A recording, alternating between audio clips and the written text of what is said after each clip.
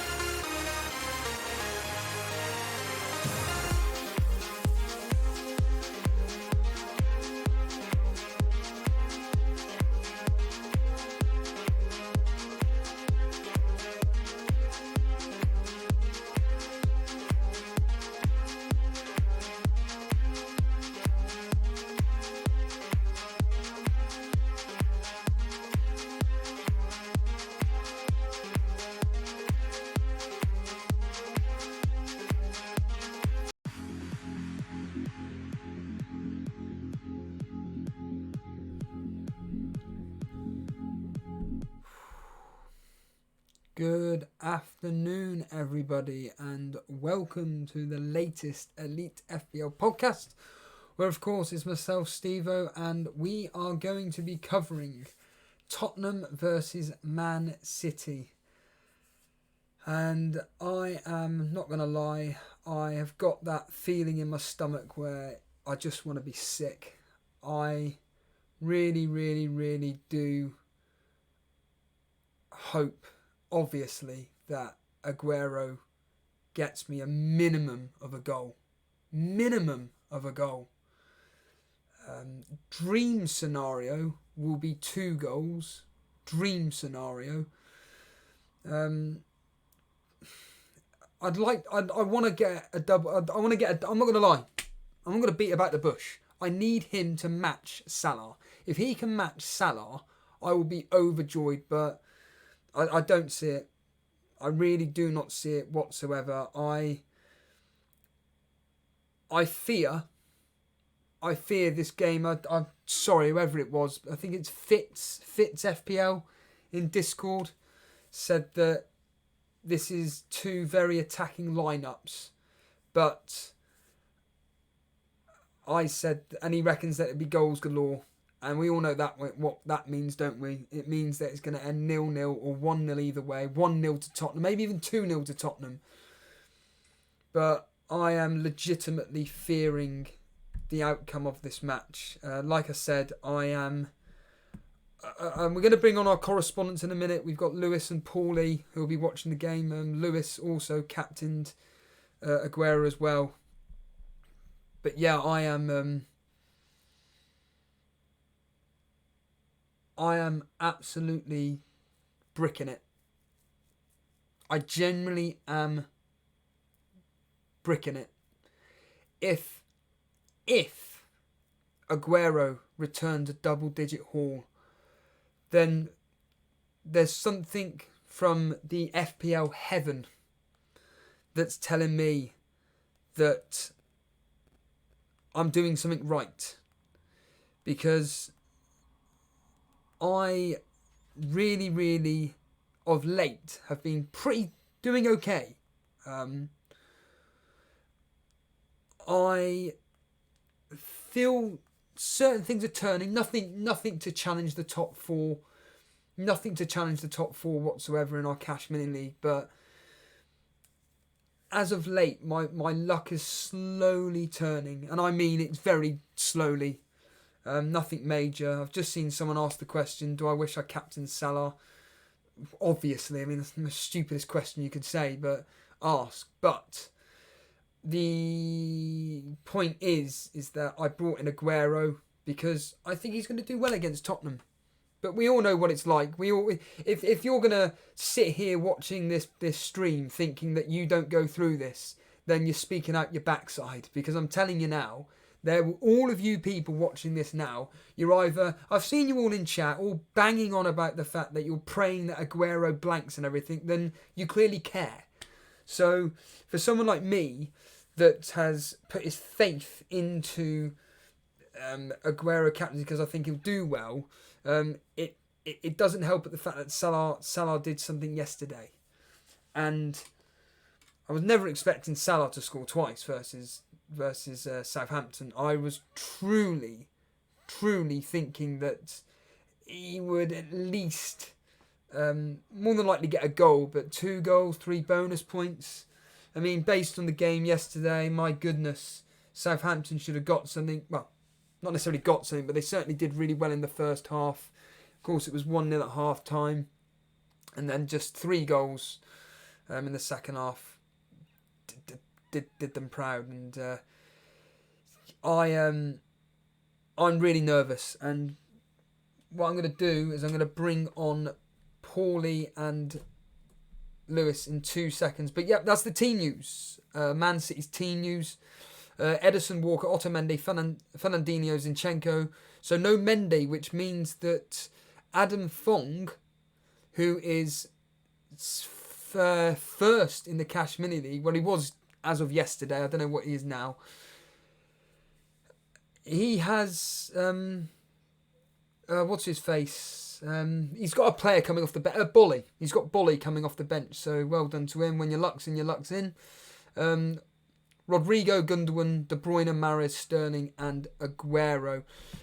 Incredibly, Tottenham team news. I couldn't believe this. I genuinely couldn't believe that Mourinho's given a start to this new signing that they've got.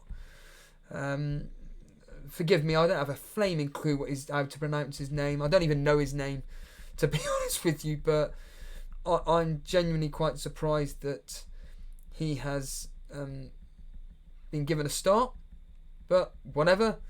He's been given it, and I am... Flaming hell, man. I just want to get some stupid team news up. Thank you. Flaming, how many pictures do you want to tweet?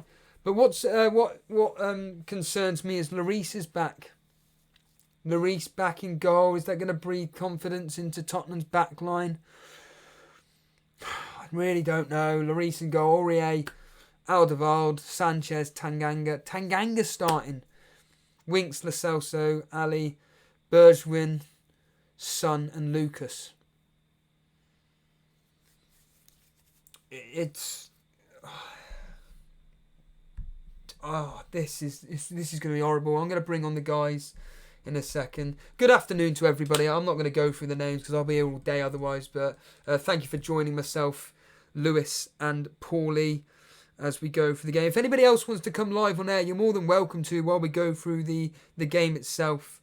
You're more than welcome to join. Just head into the waiting room and you can listen to myself, Paulie and Lewis and anybody else that's wanting to watch the game. But both got KDB as well. Hello, Paulie. Hello, Lewis. Afternoon, Steve. How are you? Hello. Good afternoon, Steve. Very, very, very, very nervous. Lewis, obviously, is an Aguero captain yourself. How are you feeling? Oh, I can't swear, can I? But no. Yeah, like you said, I'm nervous. I don't know about you. You know when you got that sick feeling in your stomach. Yeah, I know what you mean, 100%. Because I remember I even came on I was just talking to Paulie then. I remember I came on the show a few weeks ago and said I'm going to captain Salah for the next 6 game weeks. Because I brought him in just before the double game week. And I said I'm going to captain him. And obviously I've accidentally took this -8 and now I've not captained him. So it's not going well for me. Paulie, how are you feeling ahead of this game? Have you got any assets in this particular fixture? Yeah, I've just got De Bruyne, Right. but the person I'm playing in the Champions League is 13 points behind me, and he's got Aguero and Mahrez. Oh, So right. I'm hoping for them not to do anything, as opposed to what everyone else wants them to do. I predicted 3-1. Paulie, you said 2-1 on the predictions. Lewis, can you remind us what you're going to predict for this game? 2-1. Was that 2-1, sorry? 1. I can't hear the what's the score? 3-1. 3-1, right, yeah. A lot of people, Yeah. Everybody seems to be predicting Man City to be scoring 3 goals. I'm hoping that's an omen, but yeah. Here we go. It's about to start any minute now. Hello, Yeah. Kev, Showman the Mane. They're a minute in, it's already started. Oh, it's already started, right, okay. Yeah. Paulie, did you watch the Burnley Arsenal game? I did. Yeah, do you want me to run through a little bit Please of... do. Tell us how on earth we got a 0-0. Was it just backs to the walls? What happened? Honestly, Burnley were the better team for me.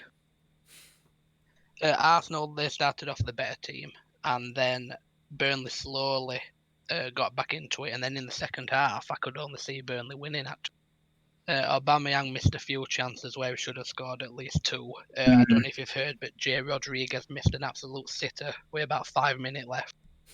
From about 6 yards out, he put it straight against bar. It bounced on line, and half of the ball was over the line, the other half wasn't. The 2 centre halves for Burnley played really well. Aerial battles as well, it was just all Burnley. So Arsenal very rarely won anything in the air, and that were both in the defensive and the attacking zone. Burnley didn't actually make a substitute all game, so all 11 played the full 90 minutes. That's the second game we've done that this season. I can't remember last time that I saw that happen, actually. We did it. Oh God, who did we play? It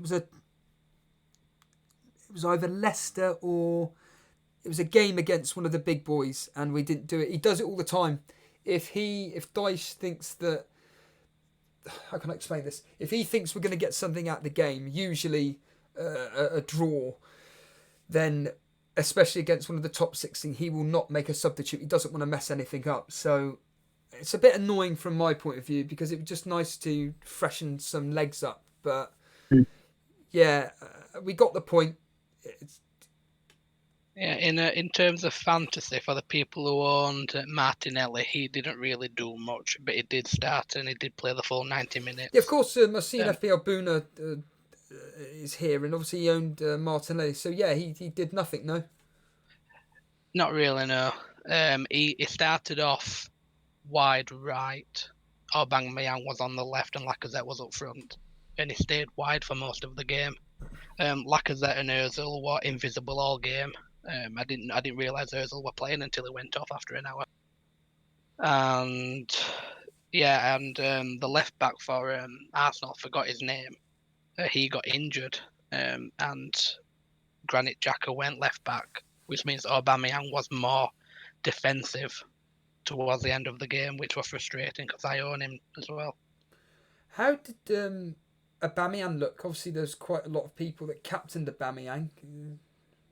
Yeah, he was the most lively out of the front four, I think. He could have scored 2, he could have had an assist. But then, like I said, he was playing more wide towards the end, and Lacazette was the one who was the centre forward, who was in the area. At one point, Aubameyang looked like he was playing right wing back for some weird reason. He was that far back. This was, of course, I think it's Arsenal's 6th game in a row they've drawn away from home. Is that right? Yeah, and they've not won in however many as well, have they? Can't remember what word that they said on the commentary. What did you see in today's match, which is making you think mainly that they just can't seem to win? What's your opinion on why they're just not being able to, win basically? It's just the finishing. Like Man United, same as Man United, get to the final third and then it doesn't seem to be any end product. It got to Lacazette and it was just bouncing off him. But the two defenders, the centre halves of Burnley, were really good. And it was just the missed chances as well. They just can't put him away. Lewis, did you get an opportunity to watch the Burnley Arsenal game? I did. I watched parts of the first half on and off. From what I saw, they were so wasteful with the chances. Aubameyang missed a sitter in the first half. I don't know if it deflected or not because it was literally an awful shot. It went so far wide. He was one-on-one with Pope, sort of one-on-one anyway. The defender was just catching up. It might have deflected off him, but I'm not sure. But Aubameyang had a few chances from what I saw, and I was literally...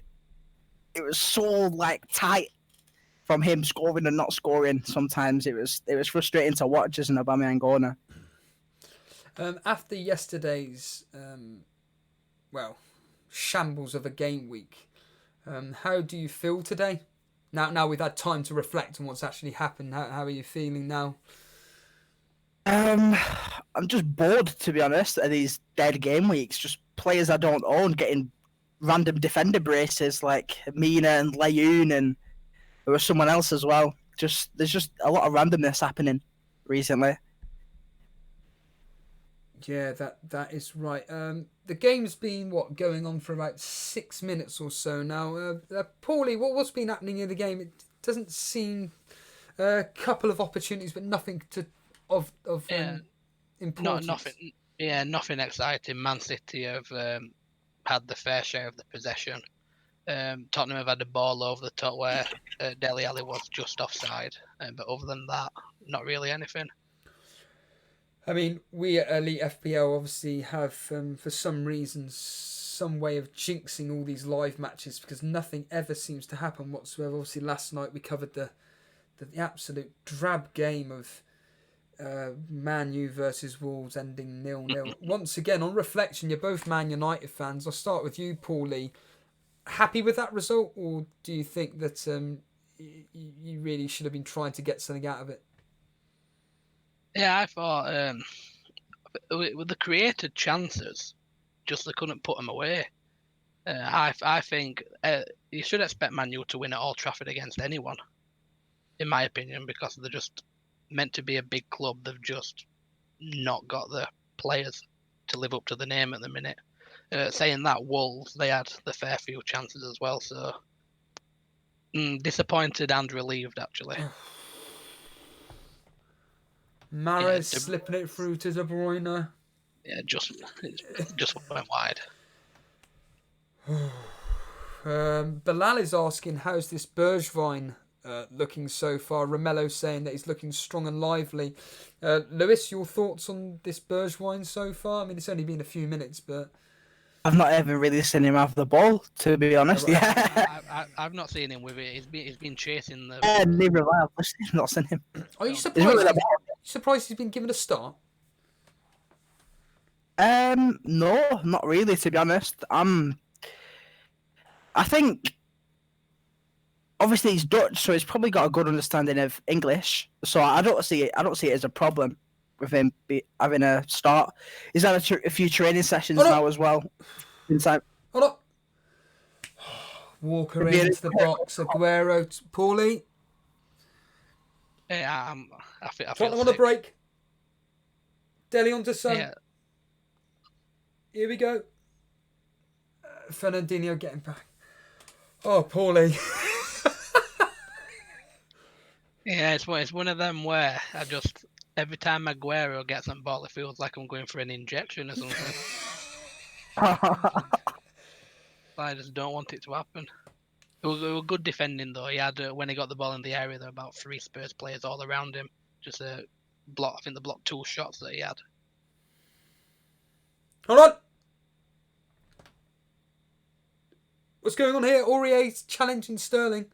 Yeah, Sterling ran through and it was like a shoulder to shoulder. And Sterling went down, but not really appealed for it.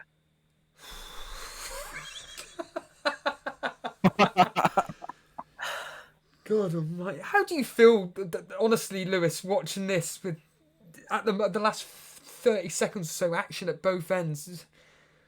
It's just literally nerve-wracking. And to be fair, I wouldn't mind Tottenham scoring because I know a lot of people have bought Laporte in and things like that, so I won't really mind a Tottenham goal. But it's just so frustrating seeing Salah have that many points and then just knowing Aguero has to outscore him or you're getting a red arrow. It's just so annoying. I said before we went live on, when I went live on air, that ideal return will obviously be 2 goals from Aguero.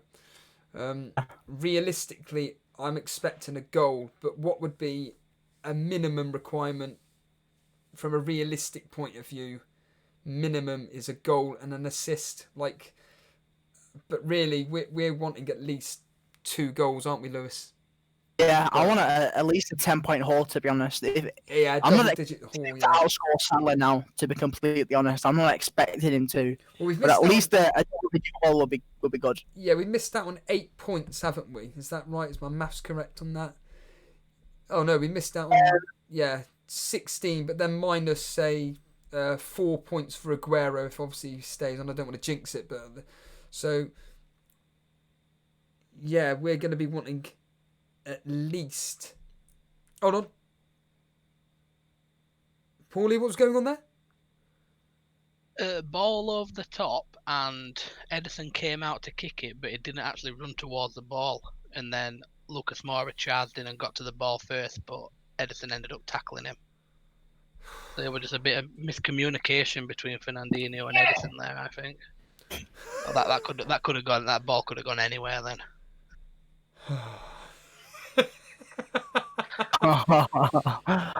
Oh my goodness. Yeah, I know I've not got Aguero, but you always want your captain to at least get a return. You aim for double figures, don't you?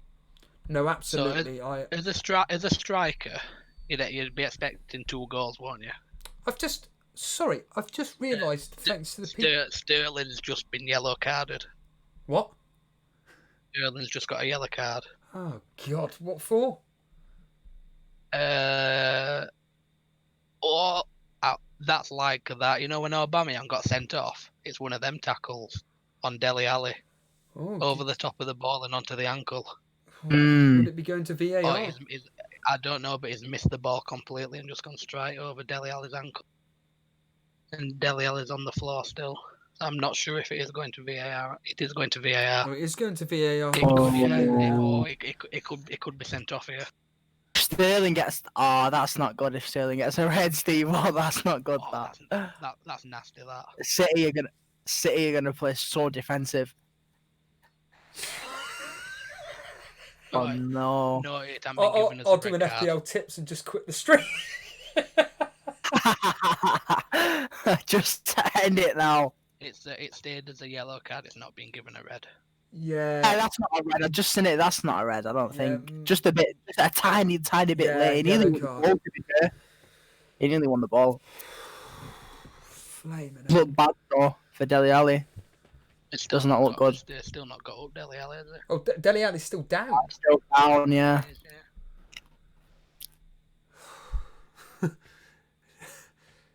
Yeah, I was just brought up the team news on all the teams on the Man City team up on screen, and I just realised there's no Laporte. Bilal making the point on there. How come? What's going on here?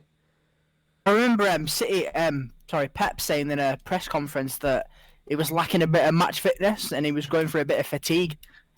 Right. Okay. So maybe that's why.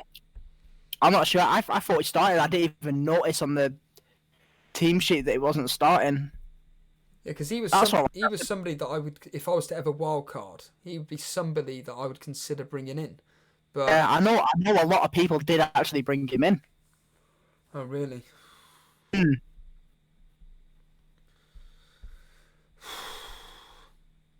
Flaming hell, man. Breathe, Steve-O, breathe. I'm trying to breathe.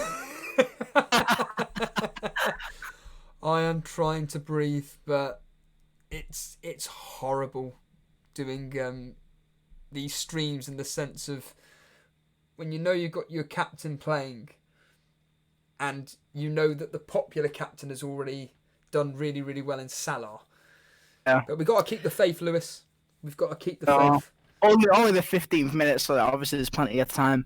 But I always captain someone that's like playing like sooner than later, if you know what I mean. Like obviously, Aguero's playing today and Salah played yesterday. I always captain the player that's playing first if there's like a 50-50 decision like that. So I didn't trust myself this time for some reason. Enough so far. That's unlucky, Bilal. Bilal's saying that someone in his mini league had Laporte, but because he's not playing, that has O'Connell with 7 points coming on. Yep, just like Andrew Fong. I'll quickly bring up Andrew's team because just to explain what's going on with Andrew. I mean, I don't know where he is in the mini league at the moment. Is he still top? No, that's the community league. Where's the challenge league? There we are. No, he's not. Oh, Mr. Anderson's gone top. He's top by 1 point and he's gone ahead of Andrew Fong by 4. But once again, he is going to get Bowley coming off the bench from Mendy. Ooh, Tottenham on the attack there with Tanganga, Paulie. Yeah, he passed it infield and Dele Alli had Son out wide, but he passed it straight to Zinchenko and Man City have got the ball again. What second are you on, Paulie? Bang on 16. What about Say that again. You might cut out a bit. 16 minute and 7 seconds now. Well, 15:48. Oh, so you're about, 20 odd seconds behind? Yeah.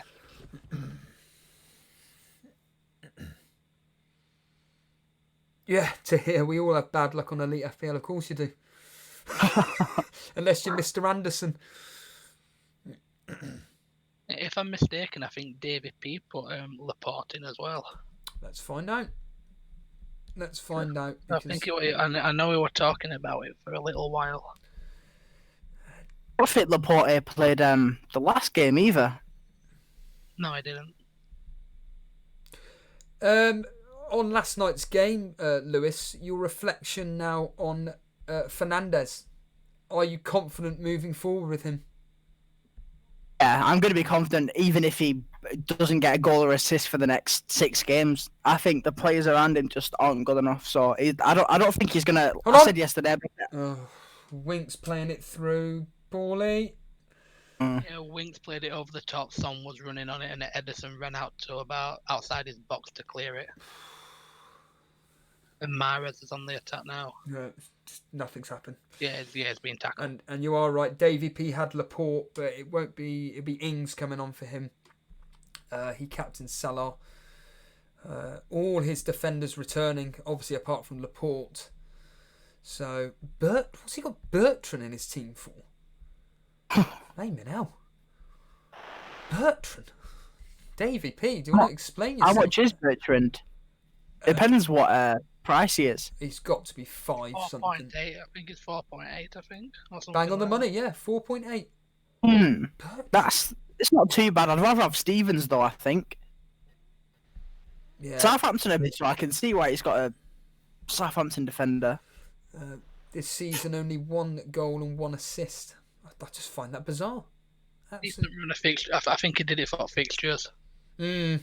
Extraordinary run. Burnley, Aston Villa, West Ham, Newcastle, Norwich. I'm going to get a Southampton defender in on my wild card in a few weeks. Is that your plan, is it? I'm going to wild card game week 27, going into 28 for the blank. I'm going to triple up on Sheffield. I'm going to get a Southampton defender. I'm going to Salah again and Trent, get the Liverpool triple up. I'm going to keep Aguero. I'm going to get Jimenez and Vardy back in. Vardy? Yeah, for Vardy's fixtures. He's going to have Norwich, Newcastle and someone else, I think. He's got some really good fixtures coming up. I'm going to keep Souncha as well for them fixtures. Really? I've given up with Leicester. It's like they're on the beach. And if I was going to be going for anybody from Leicester, I'm not, obviously they're different positions, but Harvey Barnes. I think Vardy's too good to keep blanking, to be honest. Yeah, I just looked at the fixtures. He's got Norwich, Villa, Watford, Brighton, Everton, Palace. So Harvey Barnes is only 5.9. His latest returns has been... Whoa, that's crazy. Hold on. 3 goals and an assist in his last... 4 games, I think it is. Games. So maybe Harvey Barnes could be an option, being the form Leicester player. It seems that, but it was just... Oh, this is so frustrating, Paulie. Who's just had the shot then? It wasn't a shot. Gundogan clipped the ball over the defence, and the goalie came out to punch it away just in front of Aguero. Come on, Aguero. So, yeah, Vardy up against Wolves next, then Man City. But like you said, it's then Norwich, basically the worst defences in the Premier League. Norwich, Aston Villa, Watford, Brighton. Then after that, you've got Everton, who aren't looking too good defensively. Palace, who aren't keeping clean sheets. Always got a good record against Arsenal, and then Bournemouth. So he has got a pretty good run. Aguero again. Yeah. Oh. Well, the commentary's just saying that Man City are just warming up. What do you think, Paulie, on that? It just looks like attack against defence at the minute. It's all in the Tottenham half. They're just keeping the ball, but they're defending it well. And then it's just coming straight back to them. They're in. Good tackle.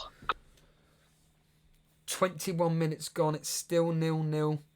Let's just quickly see what's going to be happening regarding the bonus points in the Burnley game, because I'm assuming it'd be the classic thing of most defense. I actually wrote them down if you want to know. Yeah, please. Yeah, tell us. The last I looked at were David Luiz 3, yeah. Hector Bellerin 2, Taylor and Leno 1. Yes, yeah, spot on. Yeah, that's what it looks like. And Nick Pope missing out on. Blimey. Yeah, Nick that's Pope because, so like I said, Burnley were actually kicking in towards the end, and it was the Arsenal defence and goalie that were. I saw Arsenal received 3 yellow cards as well. Yeah, they did. I've also wrote them down. Ozil, Torreira, and Granit Xhaka, however you pronounce his name. And Tarkowski got yellow carded for Burnley. That's right, yeah. A question from a good friend of the show, Statman. Lads, if you had to pick 2 forwards for the rest of the season, who would they be? I'll ask you, Lewis, that. Aguero and Jimenez. Aguero and Jimenez. Paulie? Possibly Ings, to be honest. I were thinking the same, but Danny Ings fixtures look good. I'll go Aguero and Ings. I think for me it would be probably Aubameyang and Aguero, because I just think that going two premium forwards could be the way moving forward. Maybe Vardy and one of Aguero and Aubameyang, especially if you're going with a 3-5-2 formation. That could... the thing with Aubameyang though, would you want your premium striker to be playing further wide, or would you want him winger? Yeah. It's like Aubameyang today spent most of the game on left and right. A question. If Kevin De Bruyne was to blank today, is it almost a case of maybe looking at getting rid of him? Could do, but it depends who you're going to get him in for. I said this on the stream, I think yesterday as well. There's not really many midfield options, to be fair. There's literally so many injuries, and Son's not on form. Well, talking of De Bruyne, who's just done an effort. He's not in form anymore. He just had a shot from about 20 yard out, straight at Lloris. If you've got another Manchester City player, then I don't think getting rid of De Bruyne would be that bad. It's just if you've not got a Man City player, are you going to take him out for someone else or another Man City?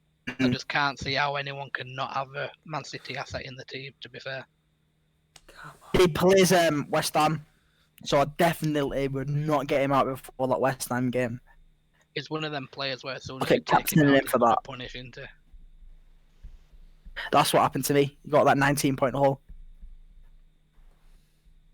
Nah, I don't think I'm going to be getting him out anytime soon. I'm just going to do a pretend wildcard on screen just to show what I would probably do. If anything, I'd get rid of Greenwood and bring in Martinelli for definite. Let's get rid of Danny Ings. Then Donker can now go because he doesn't play anymore. I'll tell you a player that I would consider actually getting rid of is Mane. Your thoughts on that? He's lost a bit of form. Salah is now all of a sudden outshining him. And that's even prior to his injury. Prior to his injury, he had actually blanked in 2 of the fixtures against Tottenham and Man United. Obviously, he was taken off after 32 minutes against Wolves, obviously been injured. But, wait. Sanchez lost the ball, didn't he, Paulie? Yeah, and then, the cross was not a very good cross, actually, from Mahrez, and it got cleared away. So, what are your thoughts on getting rid of Mane and not owning him, but having Salah as Liverpool attacking coverage and maybe double up with another Liverpool defender, i.e. Van Dijk? Yeah, I like that, to be honest. That's exactly what I did. I got rid of Mane and went for the 2 defenders and kept Salah in. I think it depends if you can triple up on Mane, Salah and Trent or not. If you can't, then I definitely would get Mane out. No! He's hit the... Oh, he's hit the post! What's happened? Aguero's hit post. Oh, no. Mahrez through to Paulie. Take us through it. Oh, no. Yeah, that would have been a nightmare for me, that. Mahrez played it through and Aguero had the shot. I think it took a little deflection, actually, from the defender to hit the post. Let's have a look. Yeah, I think Lloris saved it with his foot, actually. Oh, Lloris saved it onto the post. Do you think... I said at the start of the stream, do you think Lloris is going to breathe confidence into Tottenham's defence? No, I don't think so. I think Tottenham defence is awful. But if anyone... You won't be saying that at the end of this game if it ends 0-0.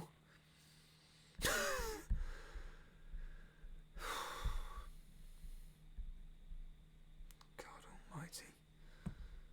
Where's Lewis gone? It's hit his studs and hit the post. He saved it with bottom of his foot.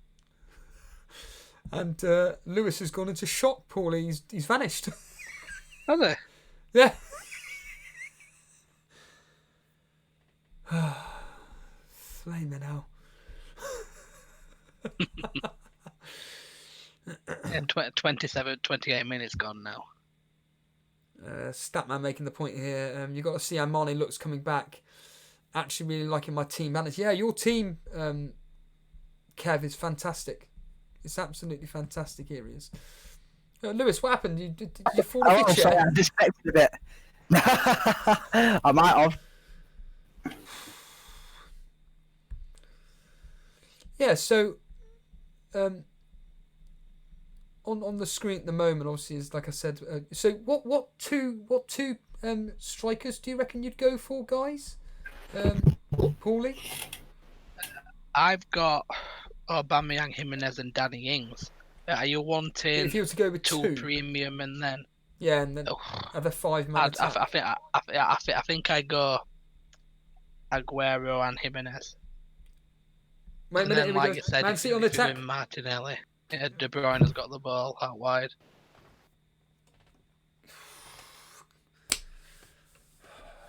Oh, good tackle. Yeah, like if you go two premiums, are you gonna go Martinelli as the other one? Yeah, that's what I've got on the screen at the moment. To save money, Yeah. I could take. Go on. No, carry on. I was just gonna say I'd consider just going a 3-4-3 because I think there's too many good attacking options to not go with three strikers. To be honest. To not go with yeah. I think you should go with three strikers. And there's not many midfielders either anymore. Sorry, Lewis. Sort of Man City on the injury. attack here. Paulie, tell us about this because this is driving me up the wall now.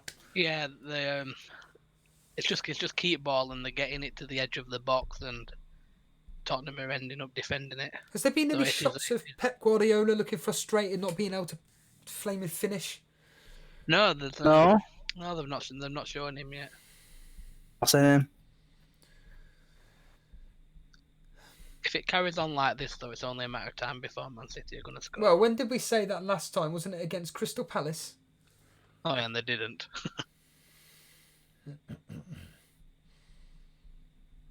So striker-wise, what three strikers would you... I mean, let's just say, let's whack in Vardy, shall we? In fact, that's a good idea. Let's just whack in Harvey Barnes. He's cheap, like we said. He's only 5.9. And Vardy, you reckon, Lewis? Yeah, I think I'd get him in Gameweek 27 onwards. Or City game. Well, up on screen at the moment, I've got 10.3 left to play with. If I was to do a 3-4-3 formation, it'd be Aguero, Vardy, 7, 8, 9, 10. Who's a cheap striker? I mean, if we were to just say get rid of a De Bruyne as an example, How much have you got left? If I was to take De Bruyne out, I'll have 13.7. As a three going forward, I'd have Aguero, Ings, and Jimenez.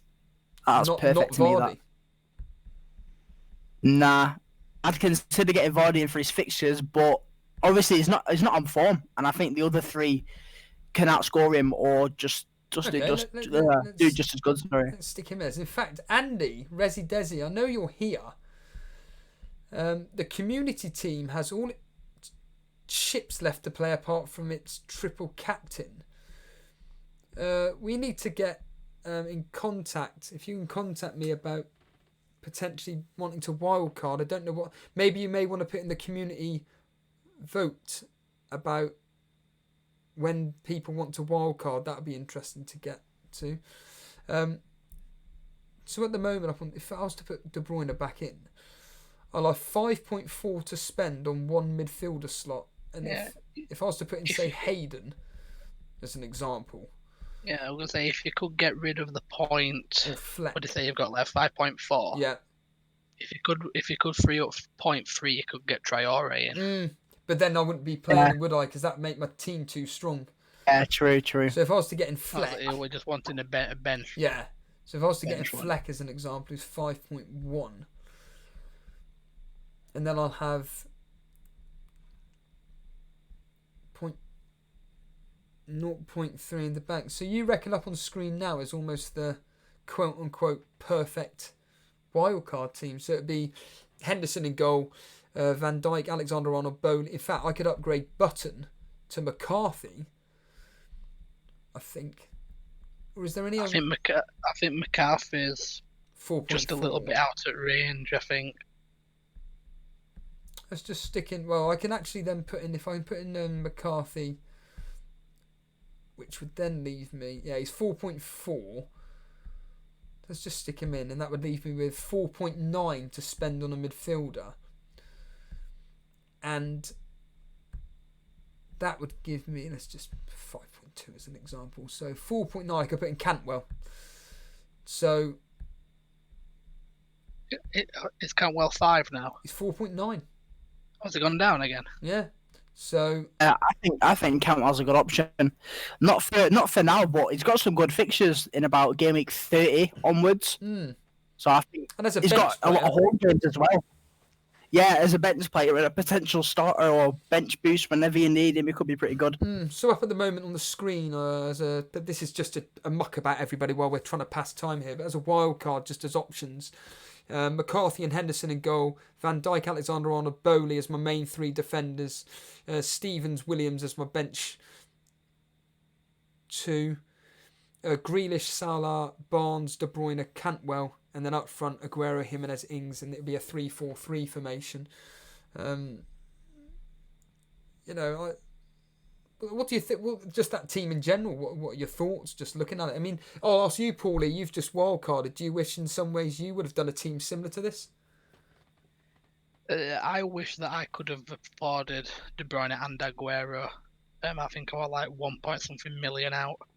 But to see that you've gotten both in, it looks really strong, actually. Blimey! Morning, Ray Joyce. Ray Joyce, you must be gutted after Snodgrass, but. At least you're Tottenham on the attack there, Paulie. Yeah, Kyle Walker's just done some good defending. While we were talking as well, Walker actually got yellow carded for the millions who own him. Yeah. So that's now 2 Man City players on a yellow card. Yeah, it's Sterling and Kyle Walker. Josh. Yeah, it was that new player that I can't pronounce his name that got played in and he crossed the ball and Kyle Walker defended it away from Dele Alli. Yeah, Josh is saying that this Bergwijn is playing amazing. I mean, hold on. Come on. Good one. Sterling. Top of the scrum league. Come on, Aguero. Oh, Aurier's putting the challenge into Aguero. Oh, they're appealing for a penalty, but I think he got the ball. And Aguero's laying down up floor still. So hopefully... Hold on a minute. Aguero's gone down. What's this? He's just wasting time, or...? No, it was from that tackle from Aurier. Is it a good challenge or potential? Yeah, I think he did get the ball. I don't even know if they're looking at it, actually. Aguero's okay. He's got to his feet. Yeah, we can't see at the minute. He's out of camera shot if he has. Oh, so the game's continued then. Right, okay. Yeah, Aguero's walking, but he's limping a little bit. You don't want a frustrating Aguero. Yeah, it looks fine. Sterling cross defended out by Sanchez, out to Mahrez on the wing.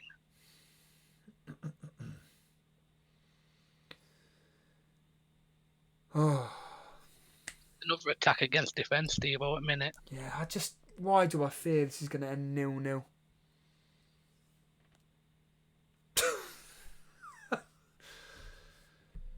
Oh, this is crazy. Lewis, how are you now? The game's almost coming to half time. How are you feeling as an Aguero captaincy? He's actually in waiting room. Oh, is he? I wonder why I I heard him. don't know. He's in shock again. Let's bring him back in. Lewis, we were just saying. Oh, sorry. It's all right. I went off the tab and it closed. It's all right. We were just saying that it's nearly coming up to half time. Your thoughts on? Hold on, we've got a penalty. Stop! Yes! Stop! It is a penalty, man. It's been given as a penalty, Man City. Baby boy! Oh my goodness! What on earth is going on? Hold on a minute. We've had about 20 minutes of play. Yeah, it's been about 2 minutes. Yeah. Paulie, what's going on in this? I'm sorry. I thought he No, got don't the get me ball. wrong. Aguero may not even score the penalty. He may not. But Oh no. Yeah, that is a penalty. He didn't get ball. but hold on a minute. I'm sorry, but this is just ridiculous. I'm smiling because obviously if Aguero penalties scores, because Pep said Is Gundogan going to take it? Pep said that Ederson's his best penalty taker. well, I wouldn't have. In a press I conference. can't see him taking it when Aguero's or thingy's on the pitch. No one takes penalties as well, though. Well, if the Gundogan's penalty taking if the penalty is scored by somebody, then at least Aguero gets the assist. Yeah, Yeah. Gundogan's got the ball in his hand. Oh Christ! Why? Everybody's Gundogan. He better score. He better score. Aguero's still limping, actually, walking around outside box. Oh no.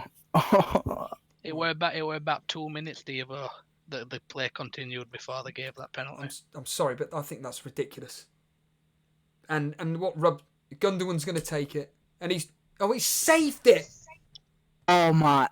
Oh, it's it. Oh, what is it? Oh, it could be. Oh my God. Maurice is just. Oh, Oh my God! What's going on? So either Sterling's just dove, or there's going to be another penalty. And now they're all pushing and shoving all 22. Oh, he's going to take this Gundogan again.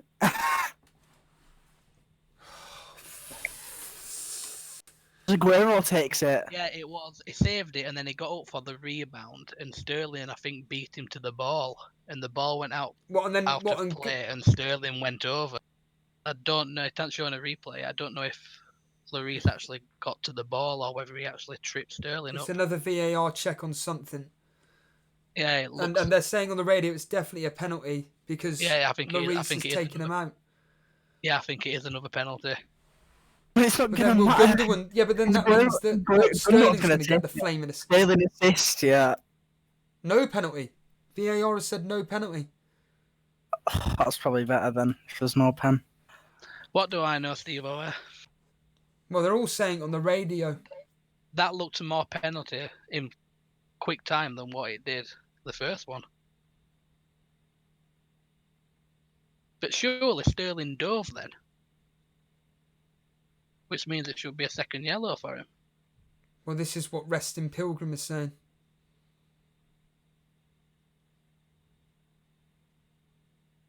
So, yellow card is out for someone. Oh, This is this is heartbreaking. This is heartbreaking. You know when you want to swear but you can't. I want to swear badly as well.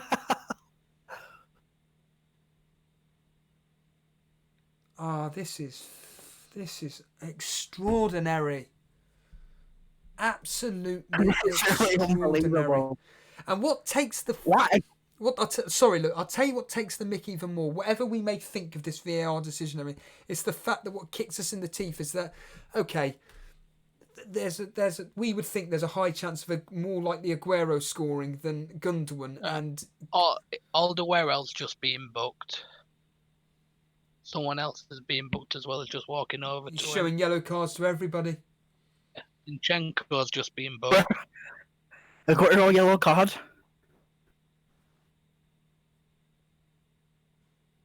He's going to someone else with a yellow card as well.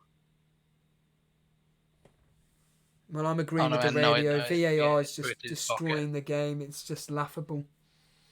For me, if that's not a penalty, Sterling should have got a yellow card for diving. But this is what really... I'm so close to swearing. This is what really angers me about this whole thing, is that it's just the inconsistency with VAR. Yeah. Really, to be honest. I'll just freaking give up. This game week's now dead to me. What the last 5 minutes is just a joke. Hold on a minute, Son's coming forward. Yeah, he's just being fouled by Rodri about 20 yards out.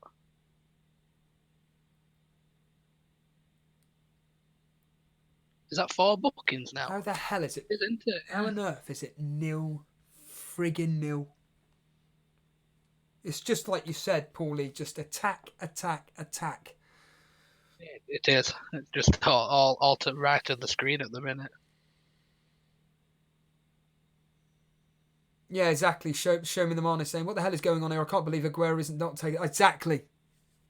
Exactly. I don't understand this. He's got to be on penalties now, hasn't he, if he's missed one. And they're both on Why wasn't he together. on there in the first place? No. Why did Ederson take it? Well, that's the irony, isn't it? Pep Guardiola comes out with this nonsense that Ederson's the greatest penalty taker on the planet. They get their next penalty, and of all players, Gundogan takes He's it. not on it, yeah. And what rubs it in for us, Lewis, is the fact that Aguero would have got the assist if he'd have scored. Yeah, just pointing out Unbelievable. just pointing out what Lama's said. It's got to be one at Wolverhampton. It's got to be a pen or a dive. Yeah. Like, Lama's how's it saying not been that given either? if it was a pen and not a dive by Sterling, then why wasn't it a pen? And if it wasn't given as a pen, why isn't Sterling been given a second card for yellow? Exactly. Right. I just can't believe they gave him that pen after 2 minutes of play. I think that's shocking. I'll rewind it back and find out how long it actually took. Charlie One Rovers vlog saying such a shambles, it's unreal, ruining the game even more. Yeah, it really is. Josh Simmons, Aguero should have taken the penalty. Yeah. Well, he would have scored it. I mean, show me the money. To be fair, if your goalkeeper's off their flaming line when it comes to penalties, I know you're not supposed to do it, but that's just one of those things that happens. But good tackle. Flaming out. Well, at least Aguero wasn't booked, Lewis. That would have been. I mean, it doesn't matter at this point, really. No, to be honest, I've seen miracles happen. Yeah. Well, I'm hoping Pep really Screams at him a little bit. Well, something has to be done. The thing is, Mahrez with an effort. It was an attempted cross that got defended out. Like, if this Man City team were playing against anyone else, they'd have scored by now. It's not as though they've played badly. So, like, what's Pep going to say at half time to him? Bring on Jesus.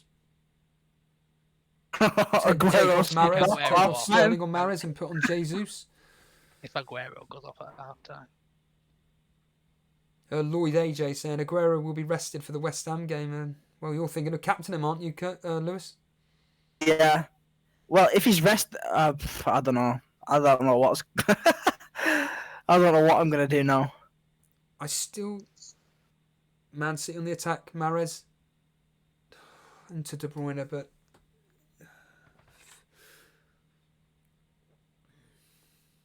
flaming out.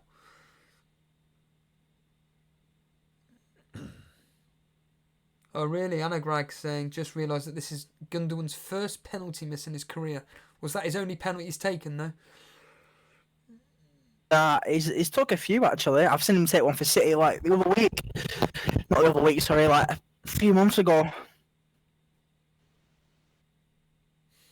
4 added minutes, apparently, thanks to Sultan Saeed. Yeah, they're into the 3rd minute now. Reece Smith, I have Aguero captain. Well, that's 2 points for you, my friend. Or 1 point if he gets subbed at half time.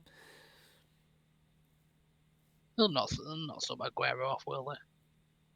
Not half time anyway.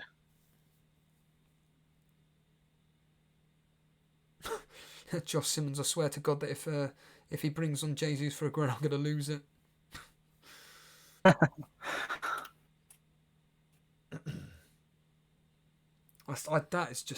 is just blow my mind what's happened there. Sterling, hold on. Oh, Aguero, what are you doing? He just put it wide from about 2 yards. Come on, man. Side netting. Idiot. Sorry, Paulie. What happened there? I know Sterling and Aguero. Yeah, Sterling crossed it, pulled it back, and the defender slid, got a little touch on it, and Aguero hit it, and it. Oh, I should have scored. Hit it into side netting by about 2 yards. That's Man City's 9th attempt in first half. Tottenham have had 1. How have they not scored? It's not like I'm sorry, but it's not like. Would you put it down to just City not taking their chances? Yeah. Because let's be honest here, that's how City points every time. Tottenham have defended quite well, but then they've had 3 shots on target. Man City. 2 of them were straight down the middle, and does the penalty save count as a shot on target as well? It does, doesn't it? And that's it. Half time.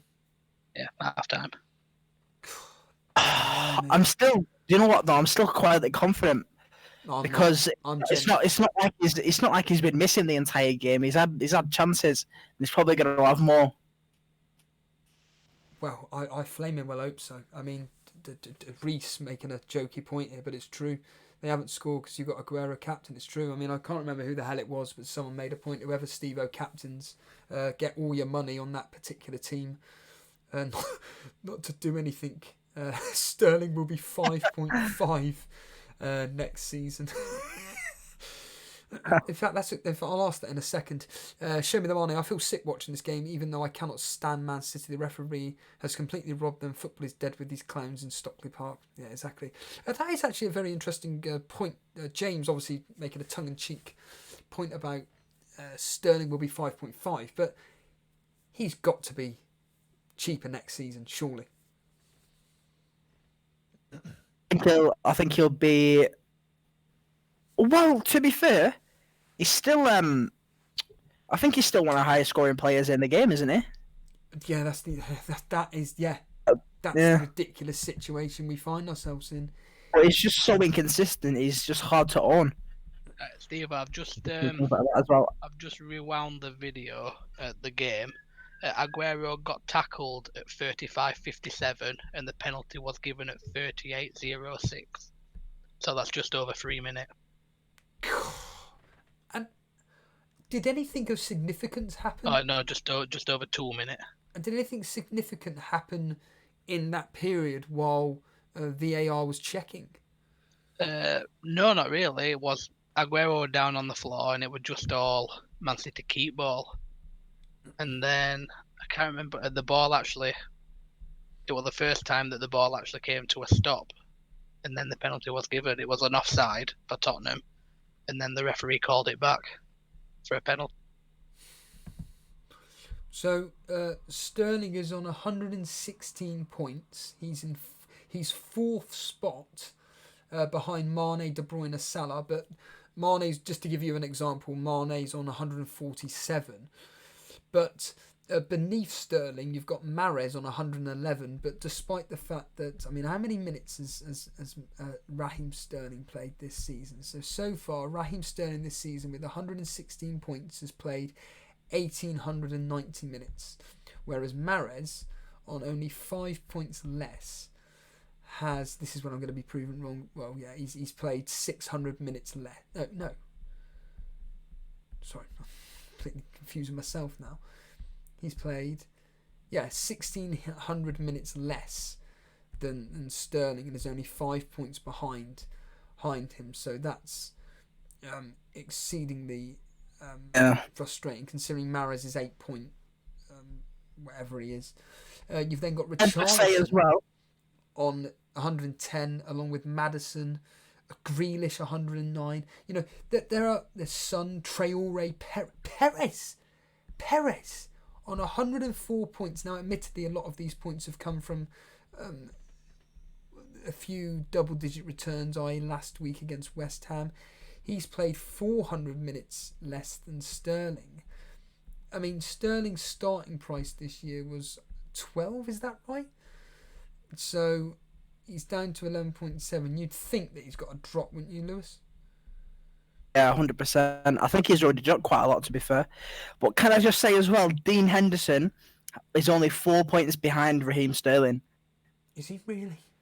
Yeah, and he's on the same amount of points as Moyes. He's had more than Maddison, more than Grealish, more than Kane, more than Son. Henderson is unreal.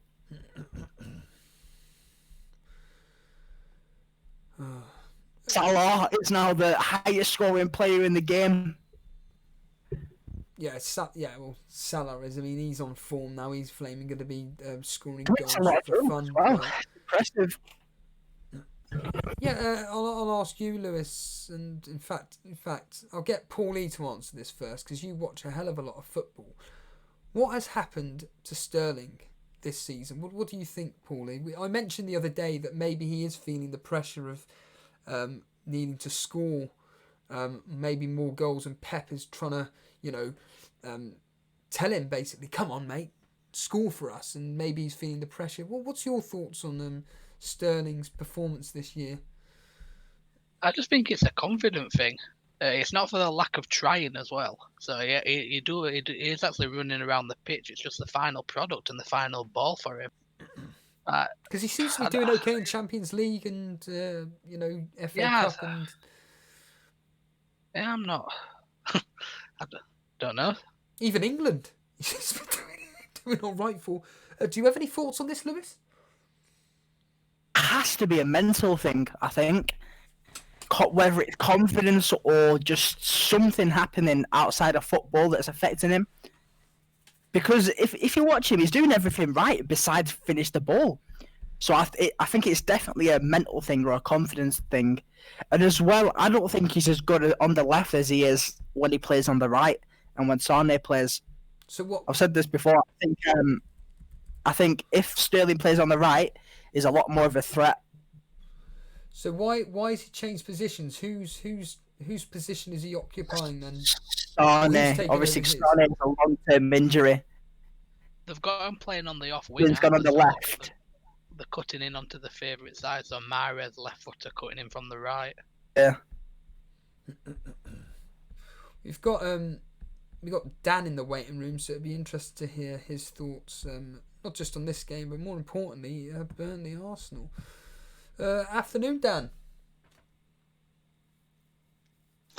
Hello, Dan. You are live with myself, Lewis, and Paulie. Before we talk about Burnley Arsenal, have you been watching / listening to the Tottenham Man City game? Yeah, I've been watching it. Yeah, I watched the first half. Your thoughts? Yeah, VAR is just getting in the way of this game a bit. There's been some pretty bad decisions. Sterling should have been sent off, but then also probably should have had another. Explain why. What was that, for the original tackle or for a potential second yellow card for a dive? What? No, well, this is the confusing thing, Steve-O. Like the original tackle on, I think it was Dele Alli, was really bad. I think that should have been a red.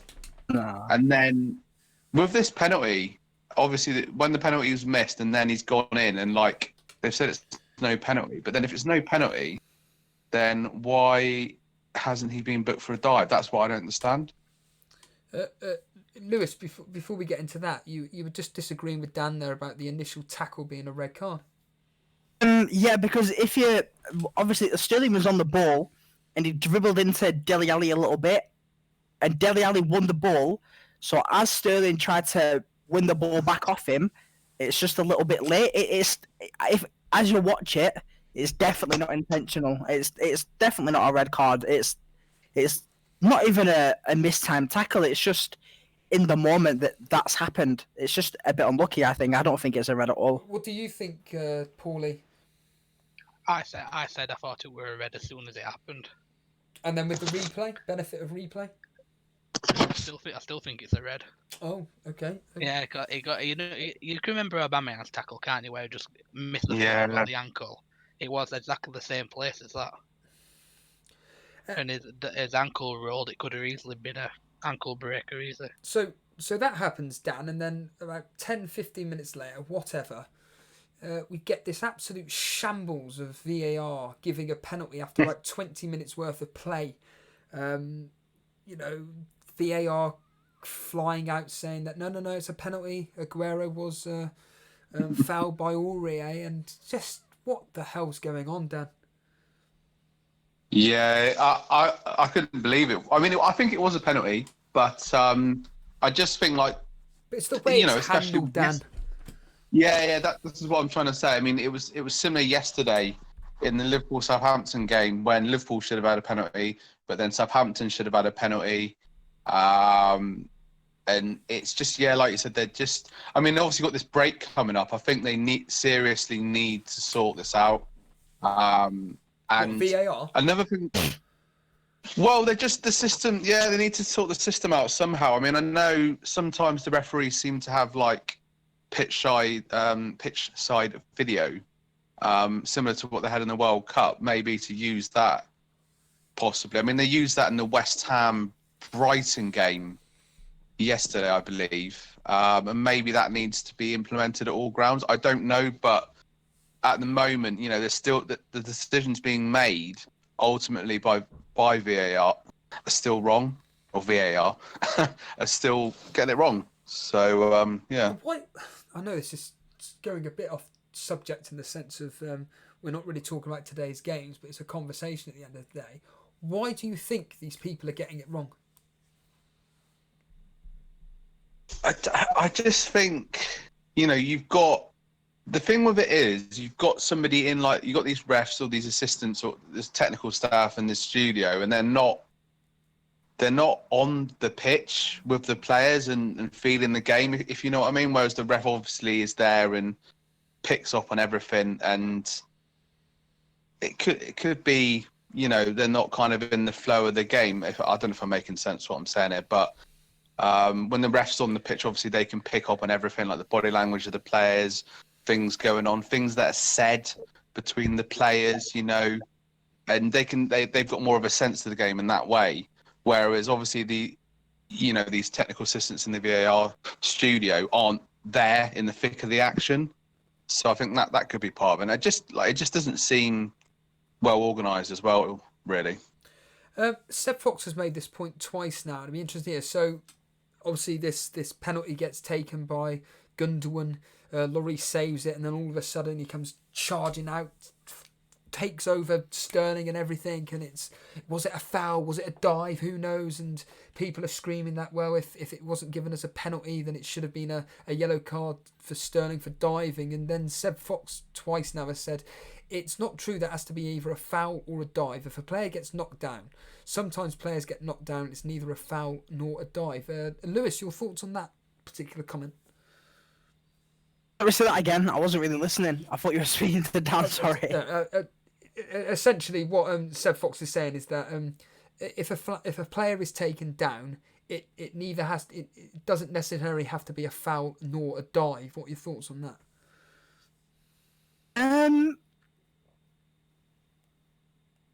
It's true, to be fair, because obviously it's a contact sport. People are going to fall over, and it doesn't. Yeah, I agree with that 100%. Because there's limits between a foul or a dive. Like, a player could genuinely feel like they were fouled, they could go down, but then you watch it and they wasn't actually fouled. It was just a bit with each other. You know what I mean? And because well, no. You finish off what you're saying, and then I'll. I was just going to say, because obviously it is a contact sport, so things like that are going to happen a lot. So yeah, I agree with him. Of course, another talking point, Dan, is the fact that Gundogan took the penalty, not Aguero. Yeah, Man City seems to be missing these penalties like England at like a knockout tournament. Although I know we got a penalty shootout well in the last one. Yeah, it was a pretty weak penalty, to be fair. Maybe the pressure of the responsibility Aguero missed one recently, Jesus missed one recently, so maybe, I don't know, they need like a penalty specialist. They need to sign that Crystal Palace player that I can't pronounce his name. Blavovic. That's the one. Cheers. Yeah. So Dan, let's hear your thoughts on Burnley 0, Arsenal 0. Paulie said that apart from the opening maybe 10-15 minutes, Burnley were actually probably the better team. Yeah, I'd agree. Particularly in that second half. I mean, Jay Rodriguez, hitting the crossbar coming down, and I thought we're probably going to get away with a point here. But yeah, I mean, we got away with it in the second half, bombarded by crosses coming in, McNeil swinging them in and Tarkowski getting in there. And Leno I thought Leno did quite well today. He was quite brave, and his handling was quite good. And but yeah, obviously I brought Aubameyang in and took a hit to do so. And he had two really good chances and well, he really fluffed the first one in the first half. And second half, he had a header, just glided past the post. But it wasn't a great game to watch, really, Steve-O, to be fair. It wasn't. It's not one people are going to be, dying to watch again on the replay. And yeah, I think Burnley played well, competed well as ever, organised and come strong the second half. It just seems like we're like the draw specialists. But what I don't understand is the substitutions, like not bringing players on like Ceballos. I don't know what Ceballos has done whilst Arteta's been there, but he's not even given him like a chance to come on and make a difference. So a bit frustrated with that. And then Ketia came on with like 3 minutes to go, which I just thought was stupid. So as much as I think Arteta's done well since he came in, it's like you need to make your subs earlier to make a difference and take a gamble. From obviously my perspective, getting a draw against a traditional top 6 team, whatever, a team which I was, to be honest with you, Dan, I was constantly checking my phone in the dying minutes, thinking, here we go, you're going to score again in the last minute to get a win and stuff. It never came about. We got the win, and to be honest with you, I'm very happy with the point. Shocked with 0-0, mind, but very, very happy with the point. But you, as an Arsenal fan, must be very, very disappointed at ending 0-0, especially the fact that you had the opportunity to catch United. Very disappointed. I mean, I watched Match of the Day last night, and I was like, they were showing the table, and I was like, hold on a minute, we're not in the top half. And then like seeing that we were down in 12th, and I thought, blimey, it's like February and we're 12th. And then the way this game's ended up, us and yourselves are both on the same points. And yeah, it was a chance. I mean, it's all about kind of finishing in a respectable position, I think, now in the league and finishing high up. Yeah, disappointing. It wasn't like a great game to watch as well. We seem to be harder to beat, and there's certainly a bit more fight there and hard work, definitely, and a bit more organisation. But it's just like that creativity was kind of lacking. And I just feel like bring on Pepe, bring on Ceballos, give them a chance, take a risk, try something different. I mean, Lacazette wasn't really doing it today. Again, Martinelli was playing all right, but he was quite well marshalled on the wing there. So started the game quite well, looked quite open, and then Burnley kind of got more organised second half. Obviously, Sean Dyche got them organised, and they were playing to their strengths. And yeah, I mean, I certainly like the look of McNeil. He looks like a very good player for the future. He's one of the few players that Dyche actually allows to express himself. It's I wish Dyche actually allowed a lot of our players to express themselves, but he just doesn't allow them to do it whatsoever. And in fact, the fact that we didn't make any subs today, I made the point earlier on that it's the usual story.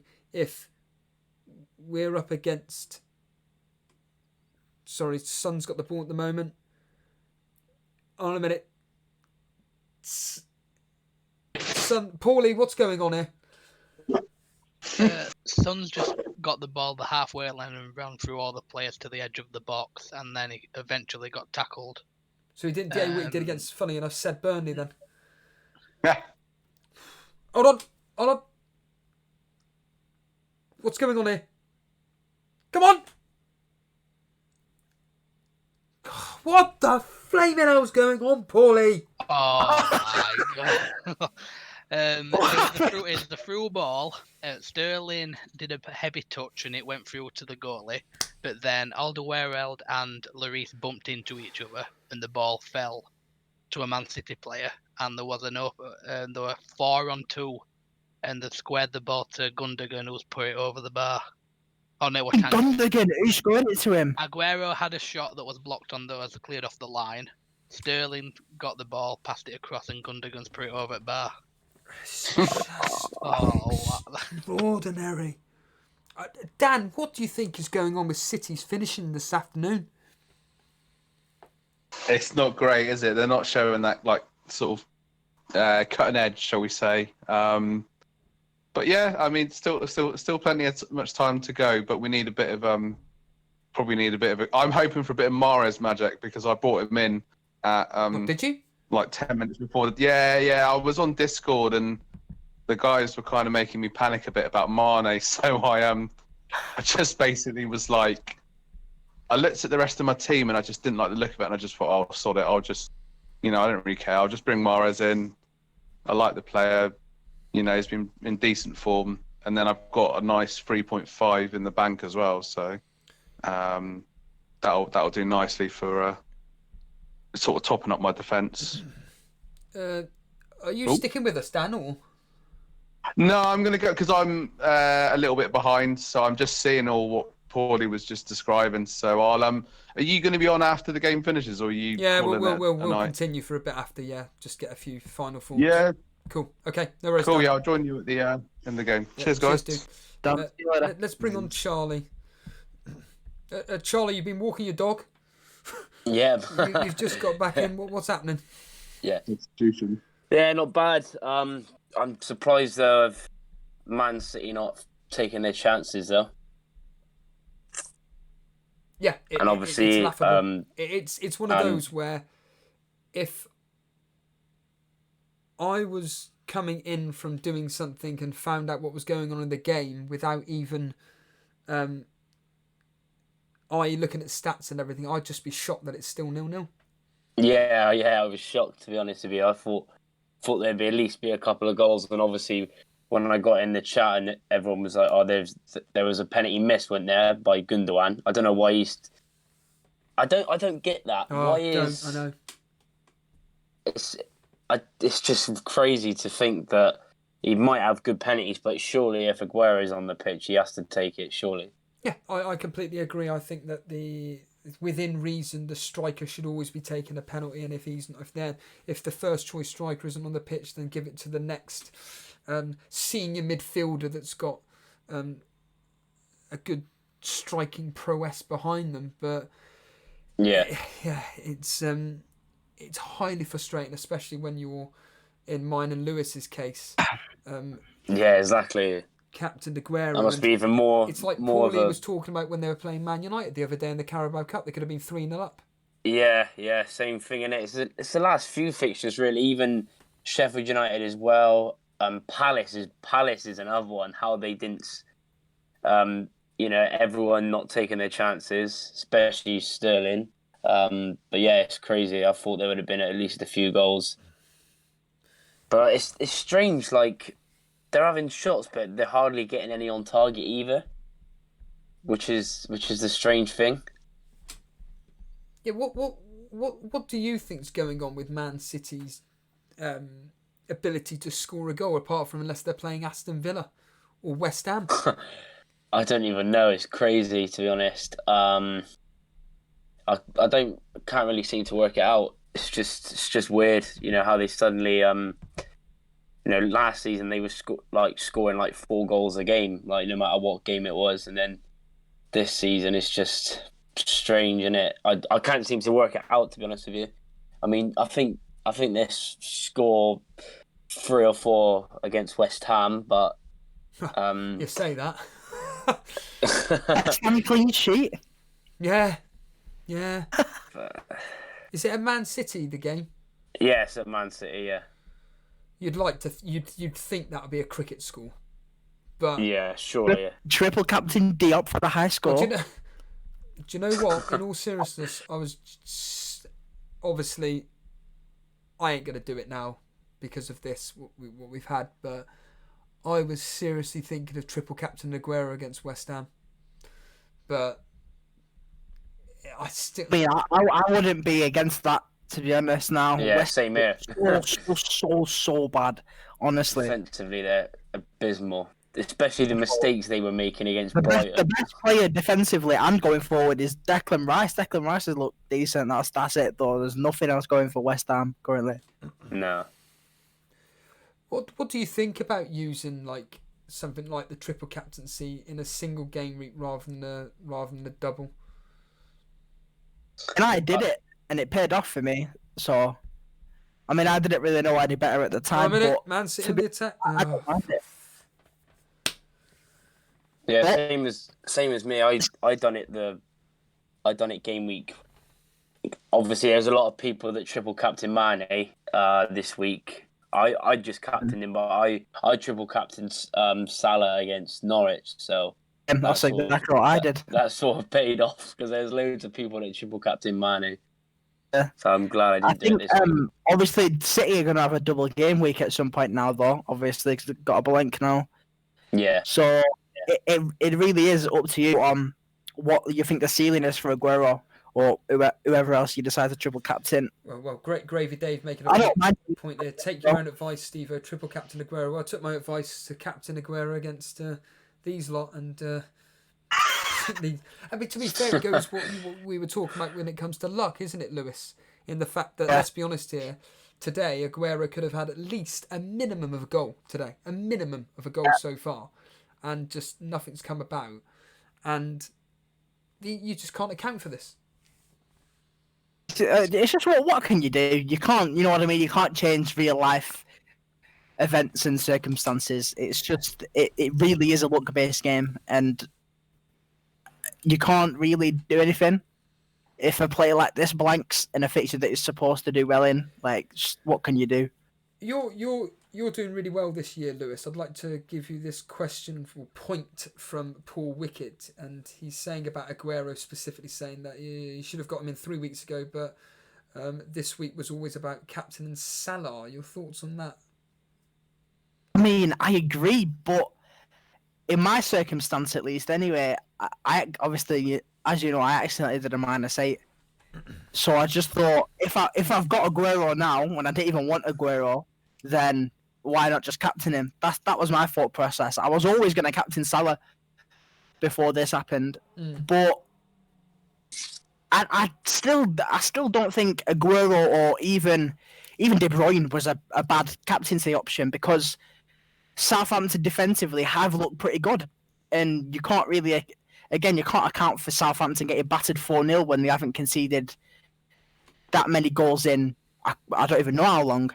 So you can't really do much, and like to be I said, honest. bearing in mind they actually did really well in the first half, and it was only 1-0. Yeah, they did 0-0 first half and then got absolutely battered somehow. So there's not much you can do. Like I said, it's a luck-based game, and the only thing you can do to affect it is Captain Salah, apparently.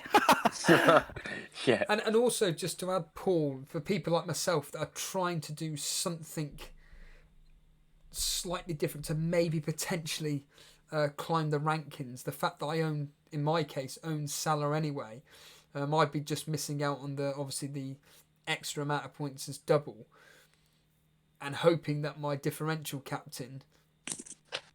Hold on! Paulie! How is it still 0-0? Is Paulie there?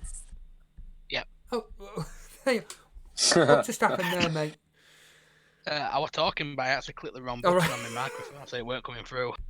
It was just a ball out to the right-hand side, and then I think it was De Bruyne. No, it was Mahrez who cut it back, and it went past about 3 Man City players who were all in the box. It was just a little bit behind them. And now Tottenham's just come on the attack.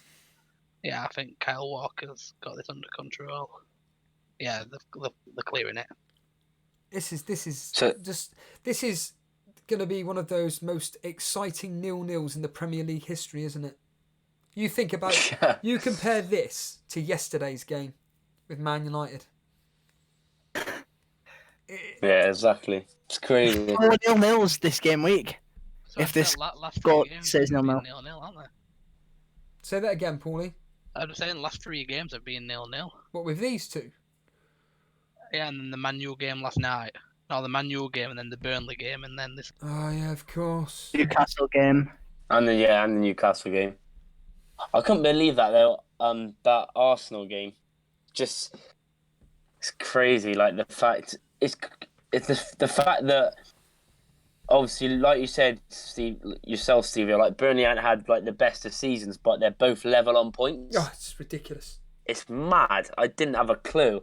I knew Arsenal had, had a bad season. That tells me more about Arsenal than it does about us. Yeah, definitely, yeah. Because teams like us are expected to be on like what are we on now? 30, 31 points, something like that. Yeah, Gabriel Jesus is coming on. I'm not sure for who at the minute. Oh no! Oh, Aguero and Jesus up front. Yeah, there's 59 minutes gone, so I don't mind Take that. off Sterling, Annie, surely. it's not gone past 60 yet for whoever it is. Sterling, I've had enough of Sterling. Ain't hearing his name. Yeah, tell me about it. But I think next week, I think they'll play Aguero and Jesus up front against West Ham. I reckon they'll play the same team. When did he last do that? I know he did it in the league against Villa. Against Villa. Yeah. When Sterling Sterling didn't play any minute whatsoever, and they battered him. Yeah. And they created so many chances. Oh, Again, that's every time Sterling doesn't play, City batter him. Yeah, exactly. I reckon they'd do that next week. Hold on, red card, Gundogan. Zinchenko's been sent off. Zinchenko's been sent off. Yeah, Zinchenko's sent off, yeah. Oh my god. Say Gundogan's really costing me here, to be honest. That might change the Jesus substitution now. Zinchenko's gone. Oh my god. Yeah. Oh my god. Zinchenko. I had him at the start of the season. Unbelievable. Unbelievable. Pep. You must be livid, Pep. Pep must be absolutely livid. This is shambles. Oh my god. If anybody comes to watch Elite FPL for tips and advice or any of that rubbish, don't bother. All you're going to get from Elite FPL is dire games, no goals scored, nothing to do with fantasy football whatsoever. Funny commentary. Yeah. Oh my god. I saw you coming for. This is shocking. Unbelievable. I can't think of a time we've actually commentated when anything goes right, other than maybe Liverpool. Whenever we commentate on Liverpool, because at least you're guaranteed something. Yeah. It were one of them tackles where if you hadn't been booked, you'd do it every day to stop the chance and the break on. But Yeah. like, But with a yellow card, you just don't do that. Nah. And I think Jesus has sat down. Yeah. I think they're bringing someone else you're on right. instead. It is. Who have they got on the bench? It's not. They haven't got Mendy on the bench. No, it might be. no. Andrew They've not Fong's got- getting they've not got Bowley, the- Charlie. They've not got Laporte. Is he? He could Wow. have come on now. I seen another. I can't remember who it was. Someone in the Cash Mini League. I think it's DBK. His team name or something like that. And he's got 68 points. And he's got Snodgrass coming off. Another one that has Snodgrass coming off the bench for Kelly. Jesus. It's going to be Cancelo coming on, Cancelo. but they've not put a number up yet. I was going to say, but for who, yeah. Probably be Aguero. Oh, Tottenham have scored. Birdvine. serious? Birdvine has scored. Yeah, Berg. Yeah, him. Bergwijn. Yeah. Oh my god. Really good goal, that actually. Steven Bergwijn. Jesus. Now they're 1-0 down as well. Oh my god. Is at bottom are a big pile up as well at the minute. Oh my god. It's supposed to be absolutely a goal of the highest standard, apparently. How much is he on the game? It got clipped into that's him. He fine took now. a touch and he volleyed it into the bottom corner. I think he's 7.5. And I said I can't believe he started. Yeah, I'm not surprised Lucas he Moura started. with the assist if anybody flaming owns in. Yeah, that's a good goal, that Steve. Chested it and volleyed it from about 18 yards out into the bottom corner. Wow. 7.5, you're right, Charlie, yeah. Yeah. Could be a good asset.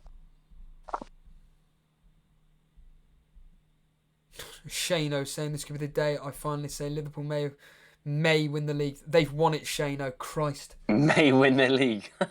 They won. In fact, Sergio They won the Aguero's league coming off. 20 games ago. Sergio Aguero's come off. Brilliant. Is he? Yep, he's off. Oh my god. Oh Yeah, no. it's not being shown on the TV yet. It's just showing. And he's just Oh, come off no. in the 61st minute. So No way. Yeah, I feel sorry for you guys. Aguero's off. Cancelo's Wow. on. What's that? Aguero's off. Lewis. Cancelo's come on. Oh yeah, Unbelievable. classic. He was the most second captain this week as well. I think. Or You know third. what? I'm wildcarding. I don't even care. We doing it now, are you? Yeah, right this second. I'm Well, wildcarding. if you want to do it now, Lewis, we'll talk through it because I've got nothing to talk about now. I actually just posted a template wildcard team in the team Right, then screenshots. let's have a look at it, shall we? Let's Let's all talk have about it. let's all just have a Oh my discussion. 'Cause God. this. I'm about to do that right this second. I wish I still have my wild card. Have you got Aguero, Charlie? Nah, I haven't got him. You're with me then. Yeah. That was supposed to be for like game week 27 onwards, but So I don't know what I'm doing for now. people listening on audio, this is a potential wild card. So for Lewis, Henderson, Pope in goal, Lascelles, Egan, Trent, Sancho, Stevens, De Bruyne, Mane, Salah, Traore, Hayden, Jimenez, Vardy, Ings.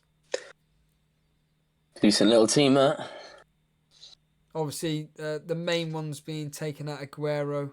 You're sticking with Mane then? You're thinking about sticking with Mane?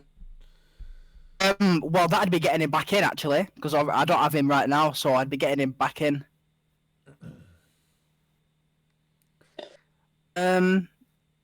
Yeah, I don't know if he'll start the Norwich game, to be honest, because they've got an important Champions League game right after the Norwich game.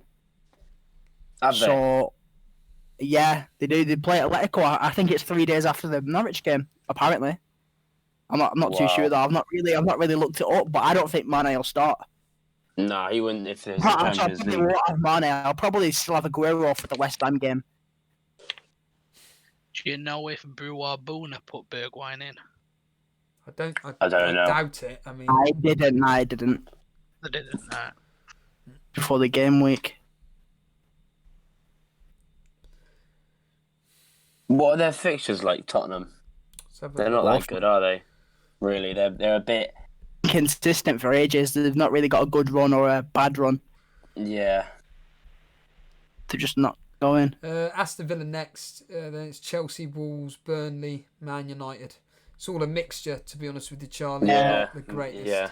And let's be honest here, Tottenham's form isn't. I'm not getting the Tottenham players in. Particularly that great. Yeah. They just beat Norwich 2-1, 0-0 against Watford, lost 1-0 to Liverpool, lost 1-0 to Southampton, drew to Norwich 2-2. Yeah, just inconsistent. They Innit? just about beat Brighton. They lost to Chelsea. Yeah, they are. Essentially, they just seem to win every. If they do win a game, it's 2-1. Yeah. So, yeah, it's It's shocking. yeah, they are just not.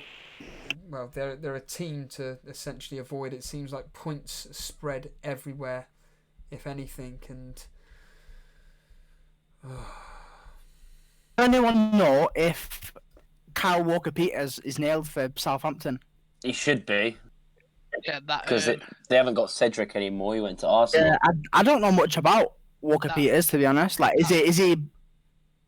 yeah, that Bergwijn who scored goals just been chasing ball and he's pulled up and he's signalled to bench and he's gone down. Who's that, sorry? The new is it Bergwijn? That just- Yeah, Oh, really? the player that scored He's hamstring. signaling to. I don't know if it's cramp or what.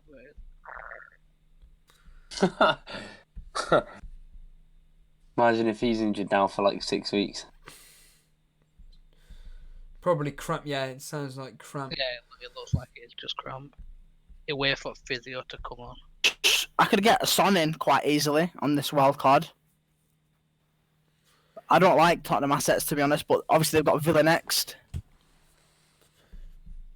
Zane Hussein asking what Jason's team's looking like. Well, this is his team up on screen at the moment. He's on 53 points and he's got Son and Kevin De Bruyne playing now. But he took a -8 to bring in Grealish, Aubameyang, and someone else who I've completely forgotten. Oh, He'll Jimenez. have Aurier coming off. He'll have Aurier coming off the bench as well because Williams didn't play. So it's Wow. really cheap for him at the minute. To be fair, I'm actually glad that I didn't do any transfers in the end, because my transfers would have got nothing. Dele Alli's going off and Ndombele is coming on.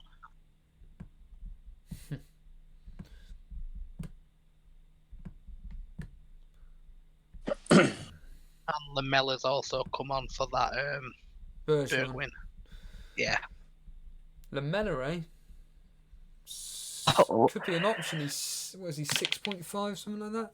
5 point something, I think, actually. 5.7. Yeah, he's cheap. Yeah, 5.6. he's quite cheap. He's too inconsistent though, like Tottenham. This, he's never had play a either. clear run really.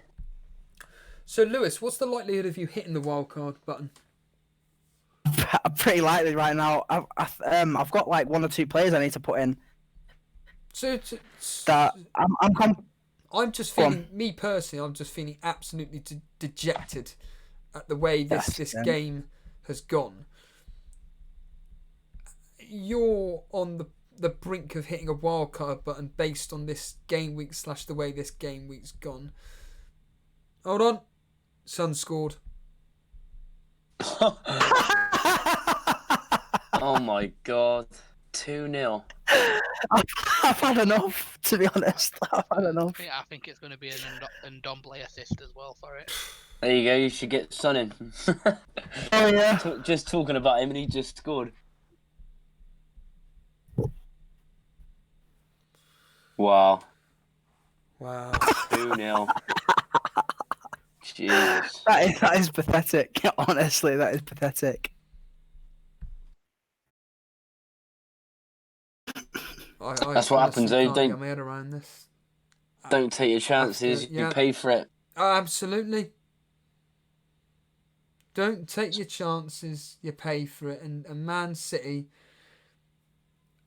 it just Unbelievable. The shot took a deflection as well off Fernandinho and took it to other side of goalie. Are you City so bad recently? I don't know. All season they've been pretty poor. rubbish. They're all bloody know. rubbish, to be honest with you. Utterly useless. Utterly useless, Man City. Unless they're paying, like, let's be honest here, the rubbish teams, they do nothing this season. And Pep thinks he's going to win the Champions League with this lot. Get stuffed. Jesus has just come on and Mahrez has gone off. Who's Always that, play a sorry? lot better in the Champions League. Who was that? Sorry, Paulie? Jesus has come on Jesus, and Mahrez has right, gone yeah, off. for Mahrez. Wouldn't that be ironic if Jesus scored? So Sultan Saeed is telling us that Well, they probably will. Armand Dillon now goes top of the Kashmir League. Well done. And Armand Dillon's here as well. I think that sealed me the Champions League win as well now. 100%. course. You was quite far ahead anyway.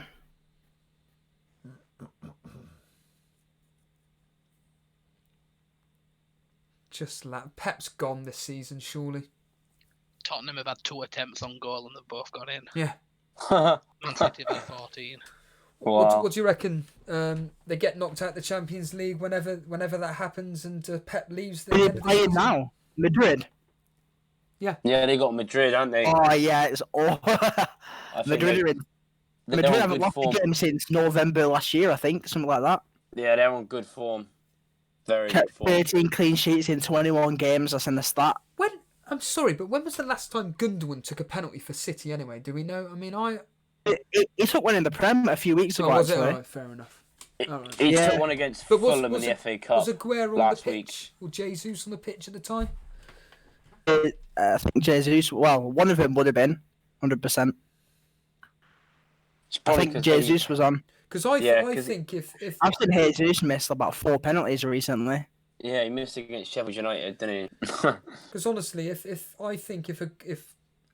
Aguero had taken the penalty, I reckon he would have scored. I know this is all hearsay, whatever, but I reckon City would have just What about- comfortably have won this game.